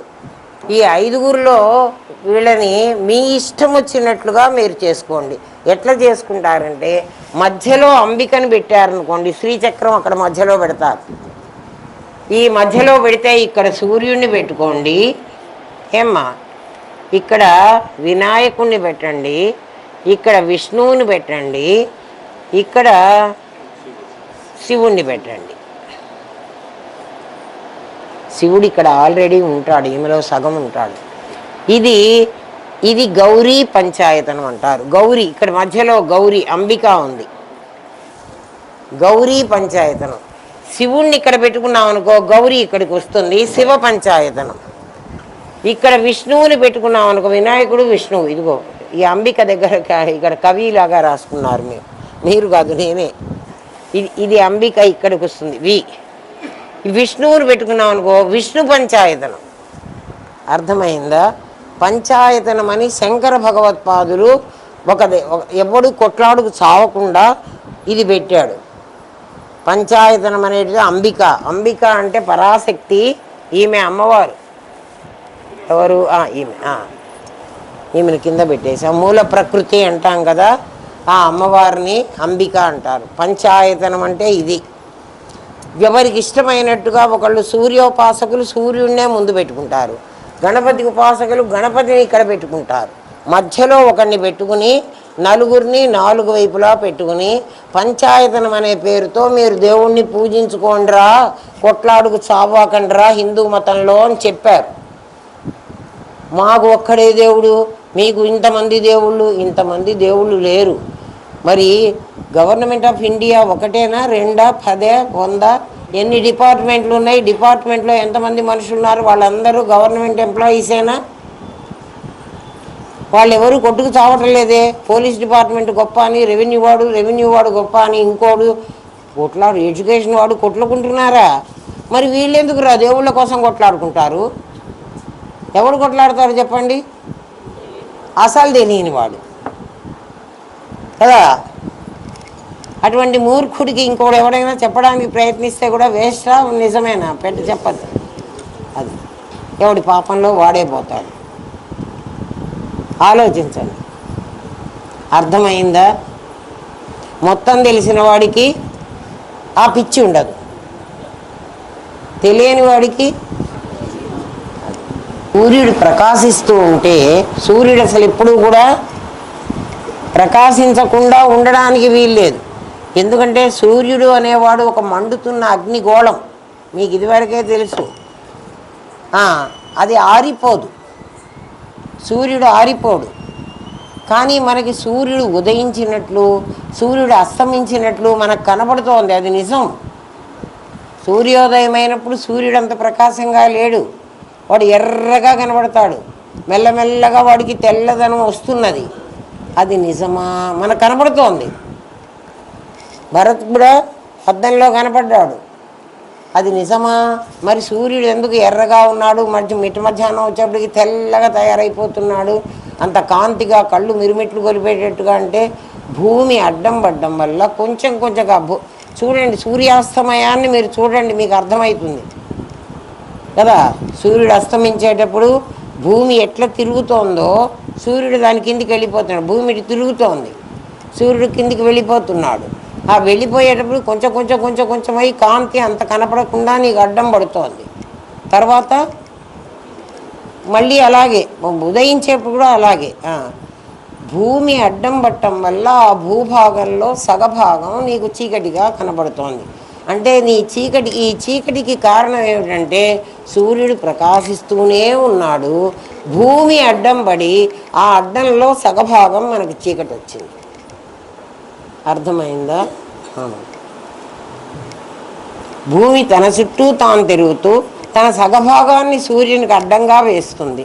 అలాగే నీవు కూడా ఈ ప్రపంచంలో ఏదో అనుభవించాలని, కనపడిందంతా సొంతం చేసుకోవాలనే కోరికను నామము అంటాం, ఆలోచన. అది నువ్వేమనుకున్నావంటే నువ్వు పరమాత్మగా ఉండే అందులోనే ఉంటే ఈ ప్రపంచాన్నంతా పరమాత్మ ఎలా చూశాడో నువ్వు అలాగే చూస్తూ ఉంటే నీకు ప్రాబ్లమే లేదు. కానీ నువ్వేమనుకుంటున్నావు అంటే ఎట్లా చూశాడో అట్లాగే అంటే ఎట్లా చెప్తా వినండి. మీకు నువ్వేమనుకుంటున్నావంటే అది నాకు కావాలి అంటున్నావు. మనకి ఎప్పుడైనా కావాలి అన్న కోరిక కలిగింది అంటే ఇంకోళ్ళు ఎవరో అది పెట్టుకుంటేనే మీకు అది కావాలనిపిస్తోంది. ఒక పదార్థాన్ని, ఒక ఇంటిని చూసినప్పుడే మీకు అలాంటి ఇల్లు కావాలనిపించింది. ఒకళ్ళు కట్టుకున్న బట్ట చూసినప్పుడే నాకు అట్లాంటిది కావాలి అని అనిపించింది. చూడండి, గమనించండి. నీకు కోరిక ఎప్పుడు కలుగుతోంది? నువ్వు చూసినప్పుడు కలుగుతోంది. కలిగింది ఊరుకోకుండా ఏం చేస్తోంది? అది నువ్వు ఎక్వైర్ చేసుకోవడానికి నిన్ను ప్రయత్నించమంటోంది. అందుకని నీకు ధనేషణ కలిగింది. నువ్వు చూడకుండా ఉన్నట్లయితే, అయితే చూడకుండానే కళ్ళు మూసుకొని కూర్చోమంటారా? ప్రపంచం ఇంత వింత వింత సౌందర్యం నాకు కనబడుతుంటే నన్ను మాత్రం కళ్ళు మూసుకొని ఉండమంటారా మీరు? అక్కర్లేదు. అహం బ్రహ్మాస్మి అని నీకు ఎప్పుడైతే స్థిరమైపోతుందో, పరమాత్మ ఈ ప్రపంచాన్ని ఎట్లా చూస్తున్నాడు నువ్వు అట్లా చూడు, నువ్వు పరమాత్మ అయిపో. అప్పుడు ఈ ప్రపంచమంతా నీదే కదా, మొత్తం పేపర్ అంతా నువ్వే అన్నాం కదా. అప్పుడు నీకు అది కావాలి అని ఎందుకు అనిపిస్తుంది? నువ్వు దానికంటే భిన్నంగా ఉన్నావు కాబట్టి అది కావాలనిపిస్తోంది. అర్థమైందా? కోరికలు చంపుకోమని చెప్పడం కరెక్ట్ కాదు. కోరికని రూట్ కాజు కనుక్కో. నీకు ఎందుకు కోరిక కలుగుతోందో కనుక్కో. ఎందుకు కోరిక కలుగుతోంది? దేన్నన్నా చూస్తున్నావు. నువ్వు పరమాత్మ కంటే, నువ్వు పరమాత్మ అని నీకు తెలియదు, నువ్వు జీవుణ్ణి అనుకున్నావు. అందువల్ల అది నాకు కావాలి. అది నాకు కావాలంటే బెగ్గు బారో స్టీల్. మరి ఎట్లొస్తాయిరా? అట్లా ఈ ప్రపంచంలో అన్నీ కూడా ఆకర్షణీయంగా ఉన్నాయి. ప్రతి ఒక్కటి ఎంత ఆకర్షణీయంగా ఉంటుందో, అబ్బా ఎంత బాగుంది అని నీకు అనిపించినది అనిపించడం వరకు పర్వాలేదు. ఎందుకంటే అప్రిషియేట్ చెయ్యి, బాగుంది అని సంతోషపడు. అరే వాళ్ళెవరో పెట్టుకున్నారు నాకు లేదు అని అంటున్నావు. వాళ్ళెవరు కాదు, అది కూడా నేనే అది పెట్టుకున్నా. ఎందుకంటే కదా, దాంట్లో ఉన్న నేనే కదే ఉంది, నీలో నేనే ఉన్నానే. కాబట్టి ఆ నేను పెట్టుకున్నాను, ఈ నేను తింటున్నాను. రామకృష్ణ పరమహంసని ఆయనకి ఒకసారి క్యాన్సర్, నోట్లో క్యాన్సర్, గొంతులోనో నోట్లోనో సంథింగ్ క్యాన్సర్, ఏం తినలేడు పాపం. అందుకని శిష్యులు అందరూ అడిగి, అమ్మవారిని ఒక్కసారి అడగండి గురువుగారు, అమ్మ నేను బొత్తిగా తినలేకపోతున్నాను, కొంచెమైనా తినగలిగే శక్తి ఇవ్వమ్మా అని అడగండి అన్నారు. 3 సార్లు అమ్మవారి దగ్గరికి పోయినారు. అంటే ఖాళీ కదా ఆయనకి, ఆయన ఇష్టదైవం. ఆయన అక్కడికి పోయి మర్చిపోతున్నారు అమ్మని అడగాలి అని సంగతి. చివరికి శిష్యులు వెంటబడి ఆ తలుపు దాకా వచ్చి, కలకత్తా కాళీని మీరు కొంతమంది నేను తీసుకెళ్ళిన వాళ్ళని చూపించాను. మరి అందరూ అంటారు మాకు చాలా భయంకరంగా కనపడుతున్నాను. మాకు ఎవరికి భయంకరంగా ఏం కనపడలే అమ్మ. ఆ లోపలికి వెళ్ళి ఈ శిష్యులు కూడా వెళ్ళి, గురువుగారు అడగండి, ఇప్పుడు అడగండి, ఇప్పుడు అడగండి అని ఆయన వెంటబడ్డారట. అమ్మ వీళ్ళందరూ అడగమంటున్నారు, కొంచెం ఏదైనా తినే అవకాశం ఈ నోటికి ఉంటే కొద్దిగా అన్ని నోళ్ళతో తింటున్నావు చాలదురా అందుట అమ్మవారు. అంటే అన్ని నోళ్లతో నువ్వే కదా తింటున్నావు. ఆ భావం నీకు కలగాలంటే అహం బ్రహ్మాస్మి తెలిస్తేనే వస్తుందమ్మా, లేకపోతే రాదు. బుద్ధుడు ఏం చెప్పాడంటే కోరికలు దుఃఖానికి హేతువు, నువ్వు కోరిక కోరుకోవద్దు, కోరుకుంటే కదా వాడిని చంపైనా సరే అది కాజేయాలనుకుంటున్నావు, నువ్వు అలా చెయ్యొద్దు అని చెప్తున్నాడు. కాదు, కోరిక నువ్వు గనక దాన్ని అణగగొడుతూ ఉంటే అది ఇంకా ఇంకా పెరుగుతుంది. మీకు మొట్టమొదటి పాఠాల్లోనే చెప్పారు, ఆ స్వీట్ తినాలి అనిపించినప్పుడు నా దగ్గర డబ్బులు లేవు, డబ్బులు వచ్చినప్పుడు కొనుక్కుందామని చెప్తుంది. వాడు పుల్లారెడ్డి వాడు నాకు మొక్క ఇచ్చాడు, నా దగ్గర డబ్బు ఉన్నప్పుడు కొనుక్కున్నాను. ఇప్పుడు డబ్బులు వచ్చినాయి, ఆ డబ్బులు పెట్టి కొనేటప్పుడు వాడు ఇంత పావు కిలోనే ఇచ్చాడు నాకు, ఈ డబ్బులు పెట్టి నేను ఇంట్లో చేసుకుంటే నాకు ఇంత వస్తుంది. నీ కోరిక చూడు ఎట్లా చెప్తోందో.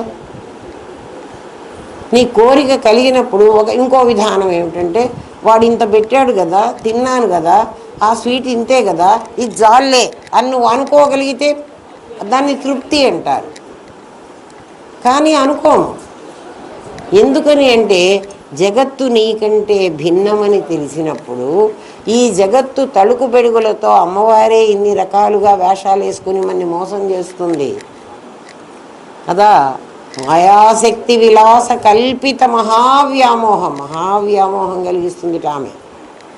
ఆ వ్యామోహాన్ని నువ్వు ఎట్లా పోగొట్టుకోవాలి అంటే, అహం బ్రహ్మాస్మి, నేను పరమాత్మని అని తెలిసి, నేను ఒక్కడిని కాదమ్మా, నేను పరమాత్మని అయితే జగత్తంతా పరమాత్మే, ఆ లెవెల్కి తెలియాలి. అప్పుడు తెలిసినప్పుడు ఎవడు ఏది వేసుకున్నా అది నువ్వేసుకున్నట్లే నీకు భావన కలుగుతుంది. కాబట్టి అది నీకు కావాలి అని అనిపించదు. నాకు కావాలి అని అనిపించనంత నీవుగా బ్రహ్మం అయిపోవాలి. బ్రహ్మం పార్ట్ పెరుగుతుంటే మా గురుదేవులు మాకు దాన్ని ఎలా చెప్పారంటే మీకు చెప్తా చూడండి. ఈ అహం బ్రహ్మాస్మి అనేది చిన్న పట్టుపోగు, చాలా సన్నగా పట్టుదారం ఎంత ఉంటుందర్రా, మన పట్టు చీరల్లో జరీ దారం ఇట్లా పోగు బయటికి వస్తే సన్నగా ఉంటుంది. అంటే ఎవరు ముట్టుకుంటే అది కట్ అయిపోతుందో అన్న భయం ఉంటుంది, అంత ఉంటుంది. ఈ ప్రాపంచికమైనటువంటి ఈషణత్రయాలు అనేటువంటి ఈ మూడు ఇంత పెద్ద మోకు, బాగా లావుగా ఉన్న ఒక పెద్ద మోకు. మోకు అంటే తాడు. ఆ తాడు బాగా అన్ని రకాల దారాలతో పెనవేసి ఇంత లావుగా చేసిన ఒక మోకు. ఇది చాలా చిన్న పట్టు దారం, ముట్టుకుంటే తెగిపోతుంది. మెల్లమెల్లగా దీంట్లోంచి ఒక్కొక్క పోగు, శ్రవణం అప్పుడే ఒక్కొక్క పోగు తీసి ఈ దారానికి మెలేస్తూ ఉంది. మెలేస్తూ ఉంటే ఇందులో దారాలు తగ్గుతూ ఉంటాయి. ఆల్ ఆఫ్ ఏ సడన్ ఈ మోకు పోగొట్టుకోమంటే అంత ఈజీ కాదు. ఒక్కొక్కటి దారం తీసి దీనికి కలుపుతూ ఉండు. ఈ దారం స్ట్రెంగ్తన్ అవుతూ ఉంటుంది. చివరి దారం కూడా పీకి దీనికే కట్టేసామంటే దీని లేదు.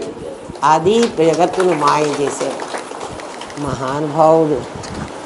అసలు అలాంటి గురువు దొరకటం మనకి ఎంత అదృష్టమో, మనం ఎంత పుణ్యమో చేసుంటేనే ఆ తండ్రి దొరికాడు.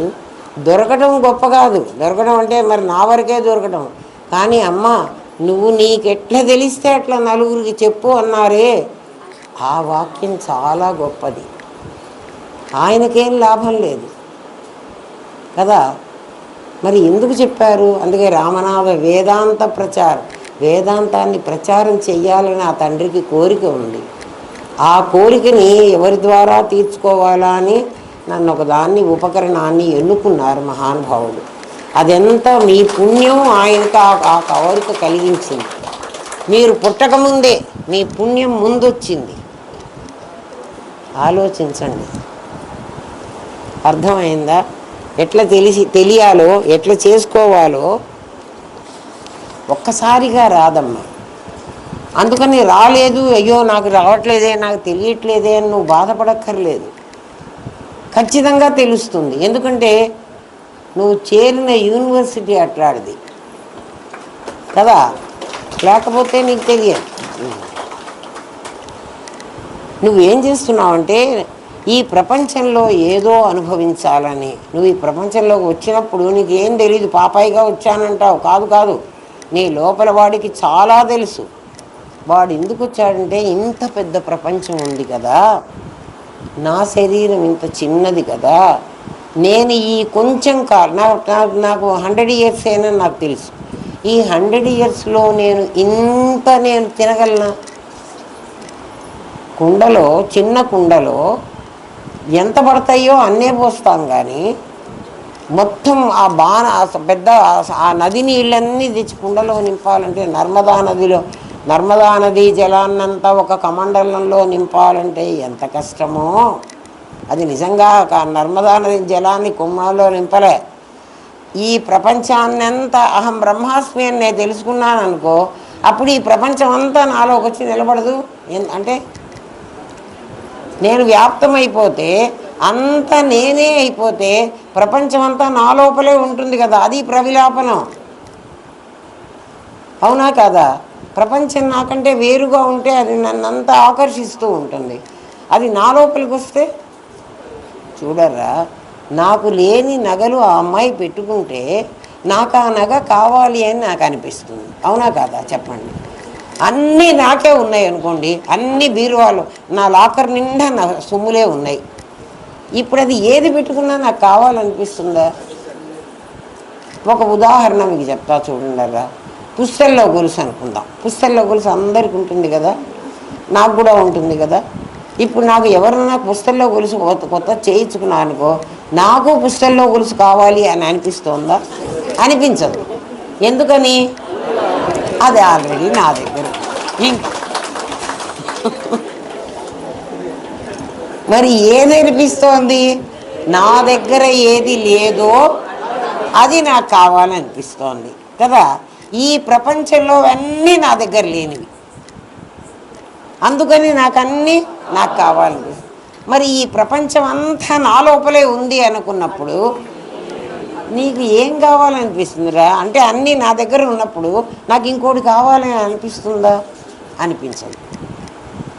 నువ్వు దీనివల్ల నాకు ఏం లాభము, నాకు డబ్బులు వస్తాయా, నా అనుకున్న కోరికలు తీరుతాయా, బ్రహ్మ విద్య వల్ల నాకేమిటి లాభము అంటే అన్నీ లాభాలే, నష్టమే లేదు.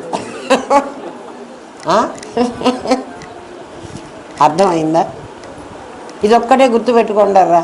నీ దగ్గర ఉన్న వస్తువు ఎన్నిసార్లు ఎంతమంది దగ్గర చూసినా, ఎందుకంటే పుస్తకంలో గొలుసు గాజులు అందరికీ ఉంటాయి కదా, నీకు అనిపించదు. ఎవరన్నా చేయించుకున్నారంటే ఓ చాలా బాగుందమ్మా అప్రిషియేట్ చేయి అంతే, నాకు కావాలి అనిపించదు. అది ఒక నెక్లెస్ పెట్టుకొచ్చింది అనుకో ఏదన్నా కొత్తది, అది ఎందుకని అది నా దగ్గర లేదు, ఆ ప్యాటర్న్ లేదు, అందుకని నాకు కావాలనిపిస్తుంది. ఆలోచించండి. నువ్వు పరమాత్మ అయిపోరా నాయన. ఈ మొత్తం ప్రపంచము నీలో తనకై తాను వచ్చి లయమైపోతుంది. ఎట్లా లయం అవుతుంది అంటే బ్లాటింగ్ పేపర్ను ఆ ఇంక్ ఎలాగైతే అంతా ఆక్రమించి మొత్తం తెల్ల కాగితం లేకుండా అంతా నీలం కాగితం చేసేసిందో, నువ్వట్లా ఈ ప్రపంచాన్నంతా నీలో లయం చేసుకో.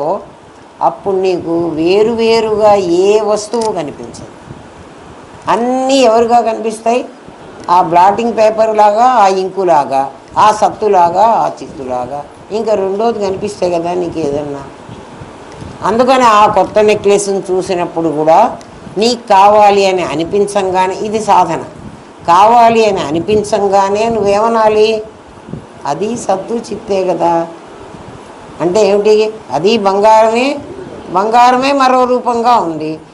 నా దగ్గర బంగారమే ఉంది, అది ఇంకో రూపంగా ఉంది, నాకెందుకు కావాలనిపిస్తుంది?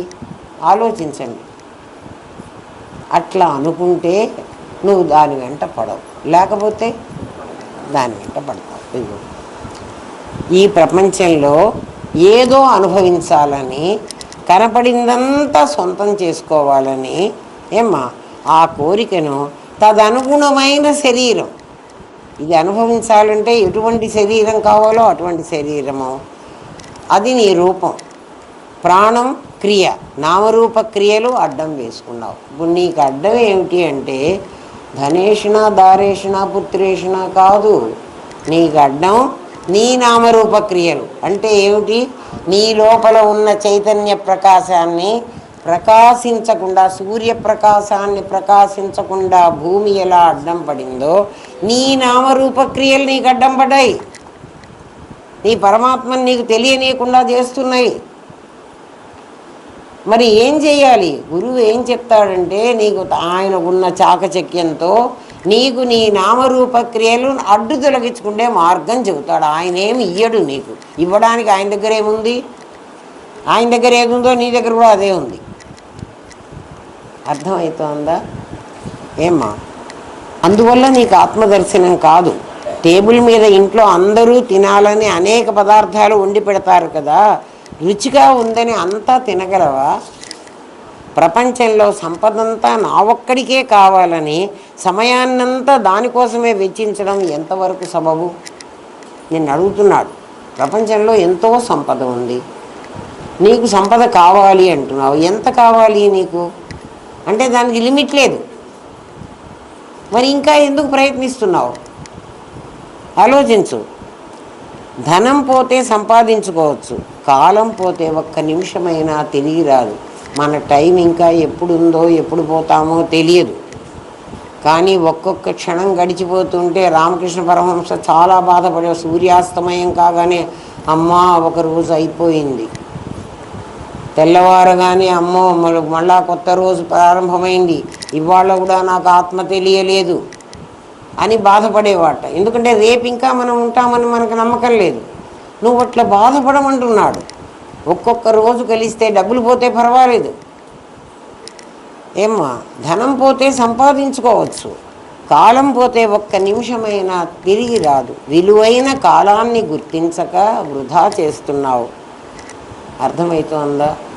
జీవుడు జగత్తును చూస్తున్నాడు, అనుభవిస్తున్నాడు. చెట్టు ముందా విత్తు ముందా అంటే నీకు సమాధానం దొరకదు. విచారణ చేస్తే ఆ రెండింటిలోనూ పృథ్వేణువులే ఉన్నాయని నీకు తెలుస్తుంది. అంతే కదా? చెట్టు ముందా విత్తు ముందా అంటే నీకు జవాబు రాదు.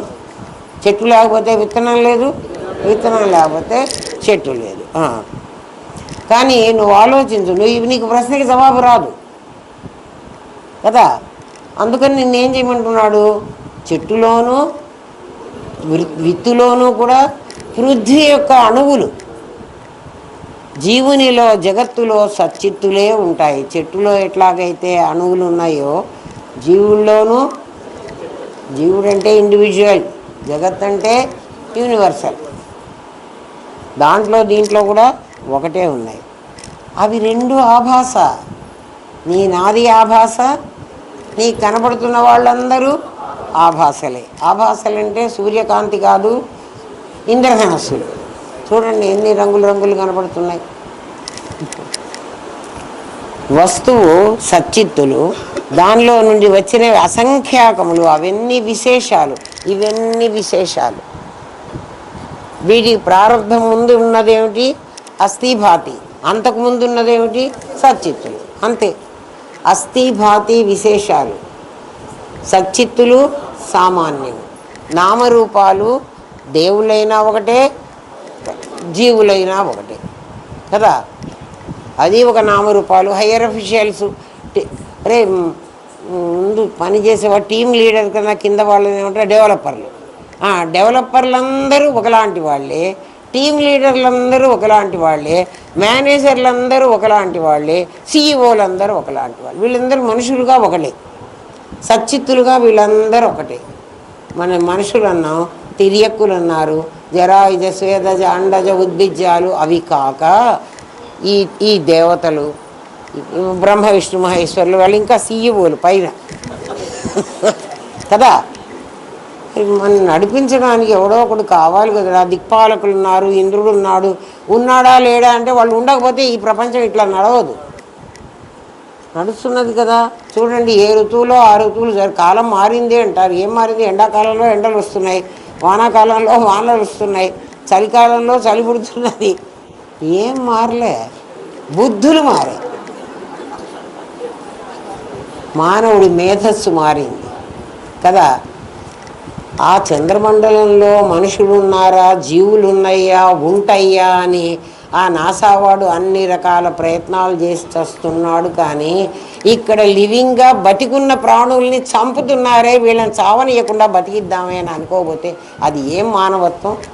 అక్కడ జీవులు ఉంటే ఏమి, లేకపోతే ఇక్కడ జీవులు ఉన్నారు, బతికున్నారు. వాళ్ళ ఫ్యామిలీస్, ఎన్ని పిల్లలు, 280 మంది పిల్లలు ఏమో బాలికలు, అమ్మాయిల్ని చంపేశారు.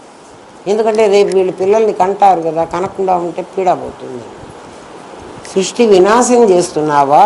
చంద్రుల్లో మనుషులు ఉంటే ఏమిటి, అంగారకుల్లో ఉంటే ఏమిటి, అన్నెన్ని కోట్లు ఖర్చు పెట్టి ఎందుకు వెళుతున్నారు? ఈ భూమి మీద బతికిన వాళ్ళని సమంగా చూడండి, కొట్టుకోకుండా చావండి. నేనే అధికం కావాలి అనేటువంటి ఆ భావన వదులు. బ్రహ్మ విద్య తెలుసుకోక్కర్లేదే. ఆలోచించండి, ఎందుకు చేస్తున్నారు? వాడికి కొందరు సపోర్ట్ చేసేవాడు, కొందరు విరోధం చేసేవాడు.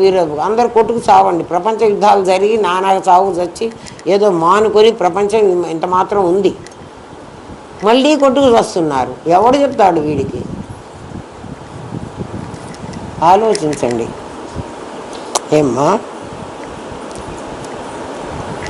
దేవతలు అంటారు, దేవతలు ఉన్నారో లేరో మనకు తెలియదు. కానీ ఈ ప్రపంచం ఇట్లా సక్రమంగా, గవర్నమెంట్ ఉందో లేదో నాకు తెలియదు, కానీ ఇప్పటి వరకు సక్రమంగా జరుగుతోంది అంటే మనకు ఏదైనా అపకారం జరిగితే గవర్నమెంట్కే మనం విన్నవించుకోవాలి. ఆ గవర్నమెంటే దీన్ని రెక్టిఫై చేయాలి, అంతే కదా. మరి గవర్నమెంట్ ఉండకపోతే ఎట్లా రెక్టిఫై చేస్తుంది? నీకు తెలియకపోవచ్చు, కాబట్టి వాళ్ళు ఉన్నారు. అర్థమైందా? దేవతలు ఉన్నారా లేదా అన్న ప్రశ్నకి అది అర్థం. అందరూ కలెక్టర్ గారు మన ఇంటికి వచ్చి అన్నీ మనకి చెబుతారా? ఆయన ఏం చేయాలో, ఏం చేయదలుచుకున్నాడో వాళ్ళకి చెప్పుకుంటాడు. అది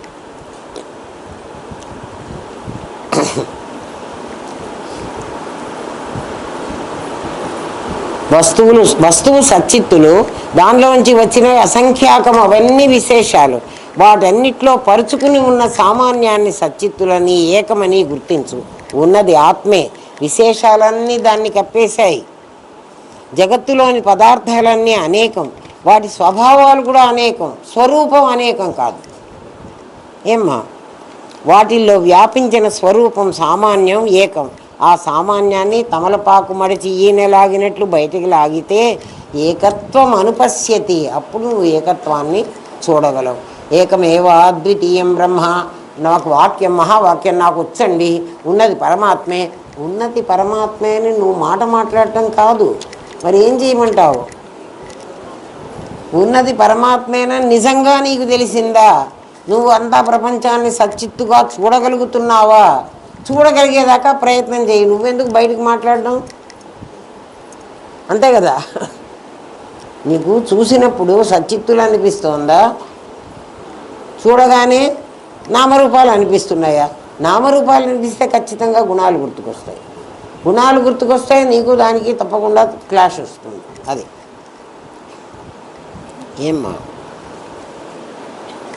ఏకాత్మ అనేకాత్మగా ఎందుకైందని మళ్ళీ నీ ప్రశ్న. నువ్వు మళ్ళీ అడుగుతావు, ఏకాత్మ అంటున్నారు కదా, అదే అనేకాత్మ ఎందుకైంది? సచ్చిత్తులు జీవ జగత్తులు అని వేషం ఎందుకు వేసుకున్నది?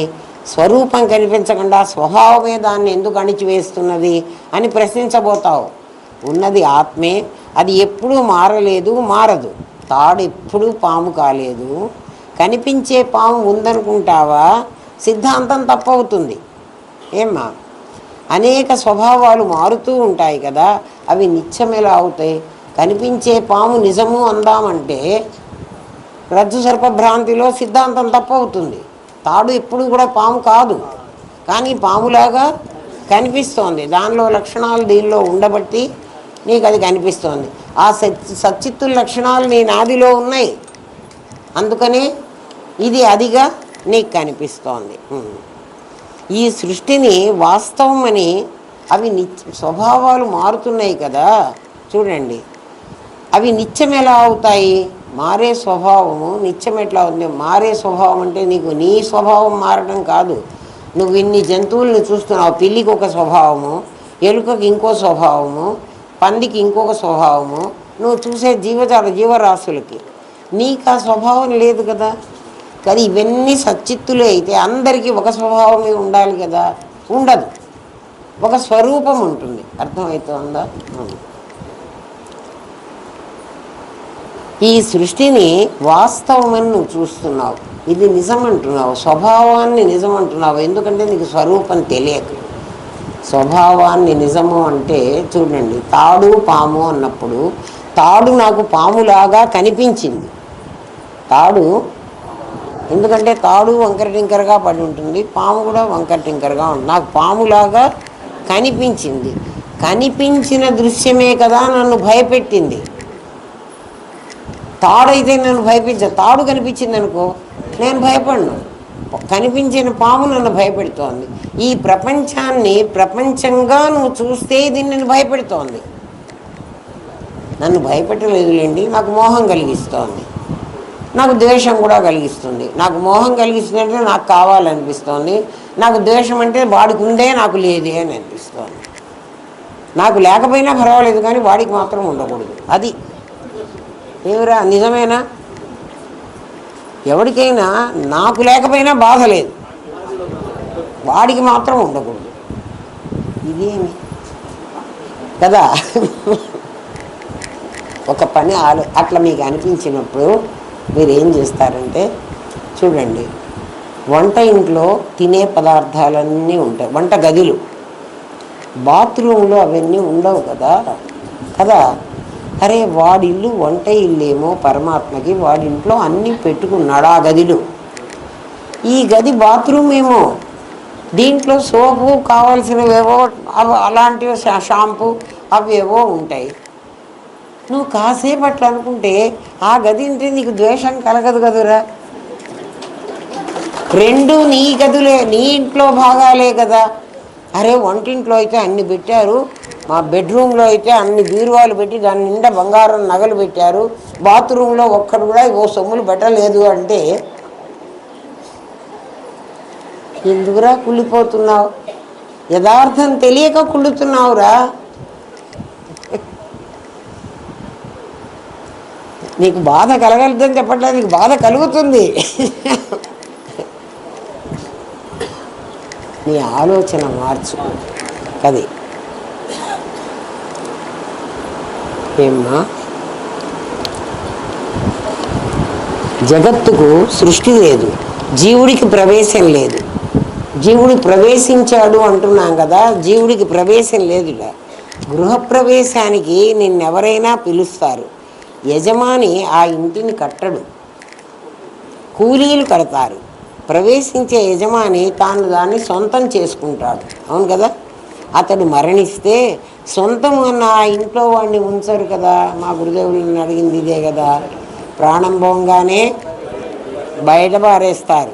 ఎందుకంటే ఇంటికి ఏదో కీడు వస్తుంది. వాడే కట్టాడు ఆ ఇల్లు. ఆ ఇంట్లో గృహ ప్రవేశం చేసింది కూడా వాడే. ఆ ఇల్లు వాడిది. కానీ ప్రాణం పోగానే బయట పారేస్తారు. ఎందుకంటే ఇంటికి కీడు. నిజంగానే ఆ ఇంటి యజమాని పోతే ఆ ఇంటికి పాపం ఆ ఇల్లే ఏడుస్తోంది. అరే నా యజమాని కాస్త పోయినాడే, నన్ను ఎవడు చూసుకుంటాడో, ఈ కొడుకైన వాడు వీడు అమ్ముకుని పోతాడు, ఏం గతో. యజమాని కావాలని ఇల్లు కట్టుకున్నాడు రా, అందుకని యజమాని ఉండాలి. వీడేం చేస్తాడో ఈ కొడుకుగాడు, ఇంతకన్నా పెద్ద ఇల్లు కొడతాను, దీన్ని కాస్త పడగొడతాను, ఒకడు మా వాడు అట్లాగే అన్నాడు కదా, నా ఇల్లు పడగొడతాను అంటే వాడు ఇంకా పెద్దది కట్టుకుందాం అనుకున్నాడు. కానీ నా ఇంట్లో కట్టుకోకూడదు, వాడు ఇంకో ఇల్లు కొనుక్కొని కట్టుకోమని కదా. అంటే ఎవడైతే ఆ ఇల్లు కట్టుకున్నాడో వాణ్ణే ఆ ఇంట్లో ఉండనివ్వటం లేదు కదా. ఏమ్మా, అతడు మరణిస్తే సొంతమన్న ఆ ఇంట్లో వాడిని ఉంచరు కదా. ఆ ఇంట్లోకి బయట నుంచి వచ్చాడు, బయటికే పోతాడు. ఇల్లు కట్టక ముందు వాడు ఇంట్లో లేడు, ఇంట్లో ప్రవేశించాడు, ప్రవేశించిన వాడు బయటికి వెళ్ళిపోతున్నాడు కదా. అట్లాగే ఈ శరీరంలో నువ్వు ప్రవేశించావు. జీవుడు ప్రవేశించిన రోజున నీవు పుట్టినట్టు లెక్క. జీవుడు ప్రవేశిస్తాడు, ప్రవేశించే వరకు తల్లి గర్భంలో బిడ్డ పిండం కదలదు, బతికే ఉంటుంది. నీకు సెకండ్ మంతో థర్డ్ మంతో కూడా, సెకండ్ మంత్లోనే వెళితే డాక్టరు ఆ హార్ట్ బీట్ నీకు చూపిస్తాడు. హార్ట్ బీట్ ఉందంటే ఆ లోపల ఇంకో ప్రాణి ఉంది కదా. కానీ జీవుడు ఇంకా ప్రవేశించడు, ఇల్లు కట్టుకుంటున్నాడు. ఈ కొంప కట్టుకున్న తర్వాత వాడు 6వ నెలలో జీవుడు ప్రవేశిస్తాడు అంటారు. ప్రవేశించిన రోజు నుంచే తల్లి గర్భంలో బిడ్డ కదలడం మొదలు పెడతాడు. ఆ బిడ్డ జాతకం రాయాలంటే ఆ రోజు ఆ తల్లి కనుక్కుని ఫలానా రోజు నా కడుపులో బిడ్డ కదిలింది అని తల్లి మాత్రమే చెప్పగలదు. మనమందరం ఏంటంటే పుట్టిన తర్వాత గబగబా బాపనే దగ్గరికి, ఆ పుట్టిన తర్వాత కూడా ఆ డాక్టర్ మనకు వచ్చి మీకు అమ్మాయో అబ్బాయో పుట్టిందని చెప్పాలి. ఆ చెప్పేటప్పటికి ఇంకో 2 సెకండ్లు గడిచిందేమో మనకు తెలియదు. తర్వాత ఈ జాతకాల వాళ్ళందరూ ఏం చేస్తారంటే, అబ్బే మాకు జాతకం సరిపోలేదండి, నీకు జాతకం తెలుసు, నువ్వు రాసావు. హాఫ్ నాలెడ్జ్ ఎప్పుడూ డేంజరస్ అమ్మా. ఎక్కడి నుంచి సంపాదించుకుంటారో మాకు చాలా తెలివి ఉంది అని అనుకుంటారు. అహం బ్రహ్మాస్మిగా ఉండి నీ తెలివి ఉపయోగించు, అప్పుడు ఈ పిచ్చివన్నీ పోతాయి. అసలు జీవుడే ప్రవేశించలేదంటే, జీవుడు ప్రవేశించాడు, వాడు కదిలాడు, వాడు పుట్టాడు, వాడికి వీడికి సరిపోలేదు. పిచ్చి సంగతులు చేయవాకండ్రా, నిజం తెలుసుకోండిరా. ఏమ్మా, ఆ ఇంట్లోకి బయట నుంచి వచ్చాడు, జీవుడు ప్రవేశించాడు అని చెప్తున్నారు. ఇంట్లో గృహప్రవేశం ఎట్లా చేశాడో జీవుడు అలా ప్రవేశించాడు కాబట్టి వాడికి బయటికి పోవడం చాలా ఈజీ. ఇల్లు వాడైపోలే కదా. ఆ ఇంట్లోకి బయట నుంచి వచ్చాడు, బయటికే పోతాడు. ఆ ఇల్లు వాడు కాదు కదా. అలా నీవు నీ తల్లి గర్భంలో ప్రవేశించి ఆమె రక్తమాంసాలనే కూలీలతో గృహం కట్టుకున్నావు. మరణించినప్పుడు ఆ గృహాన్ని వదిలేసావు. జీవితకాలంలో ఆ గృహం నాదని అనకుండా నేను అంటున్నావు. ఆ గృహం నాది, ఇంటిని నాదంటావు నీవు ఇల్లు కట్టుకుని, కానీ ఈ గృహాన్ని నేనంటావు. అది కదా నీకు చింతిప్పలు. ఆకాశంలో నలుపు లేదు, ఎండమావుల్లో నీరు లేదు, దూరంగా ఉన్న పదార్థమే నీకు భ్రాంతి దృష్టి కలిగిస్తున్నది. అలాగే జీవ జగత్తులు దగ్గరగా చూస్తూ పరమాత్మను దూరంగా నెట్టేశావు. ప్రపంచం ఆభాస, వస్తువు కాదు. ఏకత్వాన్ని గుర్తించలేకపోవడం నీకు దృష్టి దోషం. అది దోషం కాదు, అది పరమాత్మలో చిచ్చక్తి వివర్తమై, ఇక్కడ వివర్తం, పరమాత్మలో చిచ్చక్తి వివర్తమై రజ్జువుగా కాక సర్పంలా కనిపిస్తోంది. దానికి భ్రాంతి అని మాయ అని పేరు పెట్టారు. ఏది లేదో అది మాయ. ఏది లేదో అంటే భరత్ని నిన్న ఇక్కడ నుంచోబెట్టి అద్దంలో పడ్డ భరత్ బొమ్మ ఉందా లేదా, నాకు కనబడుతోంది కాబట్టి ఉంది. నిజంగా ఉందా అంటే విచారణ చేస్తే అది నిజంగా లేదు. ఏది లేకుండా ఉండి కనబడుతోందో దాన్ని మాయా అన్నారు. ఏది లేకుండా ఉంది, నాది లేదు, నా నేనే ఉంది. చూడండి, నకసిక పర్యంతం నాకేముంది, నా నేనే ఉంది, కానీ నాది ఉందని అదే సత్తును అణచి చిత్తు వ్యాప్తం చెందించింది. దానివల్ల నాకు మోహం కలుగుతోంది. అర్థమైందా? ఈ ప్రపంచం కూడా నీకు జ్ఞానం కలగగానే మాయమైపోతుంది. సముద్రంలో తరంగ బుద్భుత ఫేనాలు ఎవరు సృష్టించారు? అది జలమే. ఆ జలం అనేకంగా కనబడుతోంది, కానీ అది జలమే. జలములోనే తిరుగుతోంది. మీ ఇంట్లో బావిలో, నీ ఇంటి ముందర కాలువలో కూడా జలమే ఉంది కదా, దాంట్లో అలలు వస్తున్నాయా? రావటంలే. నీ ఇంట్లో బావిలో, నీ ఇంటి ముందర మురుగు కాలువలో నీళ్ళే ఉన్నాయి, వాటిల్లో అలలు వస్తాయా? ఉండవు. ఎందుకని? బకెట్ ముంచినప్పుడు, నీ బావిలో బకెట్ ముంచితే అది విజాతీయమైంది. ఏది? బకెట్ విజాతీయమైంది. ఎవరికి? నీళ్లకు. బావిలో నీళ్లకు బకెట్ విజాతీయం, సజాతీయం కాదు. అది ఎప్పుడైతే లోపల ముంచుతావో అది మునగగానే కొంచెం కొంచెం నీళ్లు లోపలికి వస్తున్నప్పుడు బుడబుడా శబ్దం వస్తుంది. అంటే ఏమిటి? నా లోపలికి నేను కాంది ఒకటి వచ్చి చేరింది, నేను కానిది విజాతీయమైంది ఒకటి వచ్చి చేరింది అన్నప్పుడు ఏమొస్తోంది? శబ్దం వస్తోంది. తస్మాదాత్మన ఆకాశ సంభూత.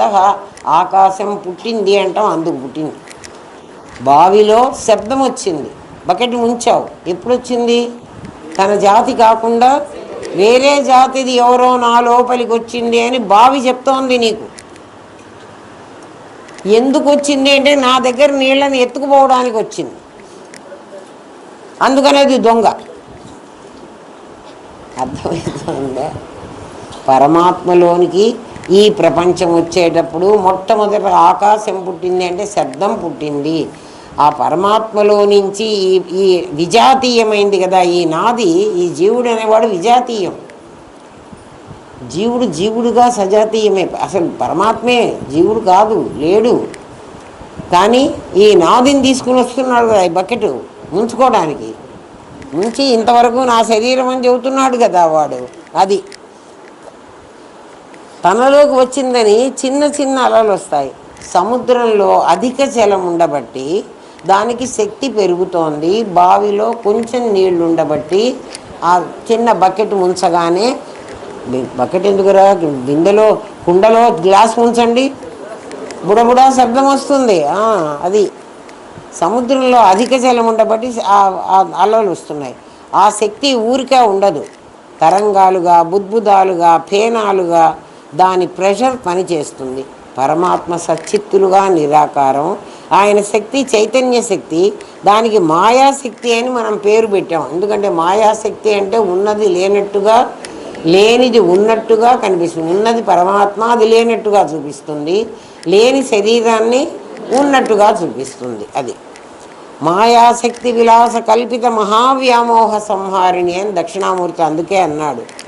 అందుకే పరమాత్మవైన నీకు జీవుడవని, జగత్తు అని వ్యామోహం కలిగింది. నేను శివ, నాది శక్తి. నేను పురుష, అది ప్రకృతి. మాయావి వలె గారడీ చేస్తాము. శివశక్తులు జీవ జగత్తులు. తండ్రి పోలిక జ్ఞానం, తల్లి పోలిక శక్తి మనకి. తండ్రి పోలిక జ్ఞానం, తల్లి పోలిక శక్తి. చర్మము మొదలు 7 ధాతువులు, నామరూప క్రియలు అమ్మ పోలిక. మన అమ్మ దగ్గర నుంచి మనకు వచ్చిన అంటే అది సత్తు. అర్థమవుతుందా? ఎవరెవరు? చర్మం మొదలు 7 ధాతువులు, నామరూప క్రియలు, ఆలోచన, దానికి తగ్గ రూపం, ఏమ్మా దానికి అది చేసేటువంటి యాక్షన్, ఇవన్నీ అమ్మ పోలిక. పిండాండము బ్రహ్మాండము అంతా నీలో చేర్చుకునే నీవు అహం బ్రహ్మాస్మి అనుకో, అది నీ తండ్రి పోలిక.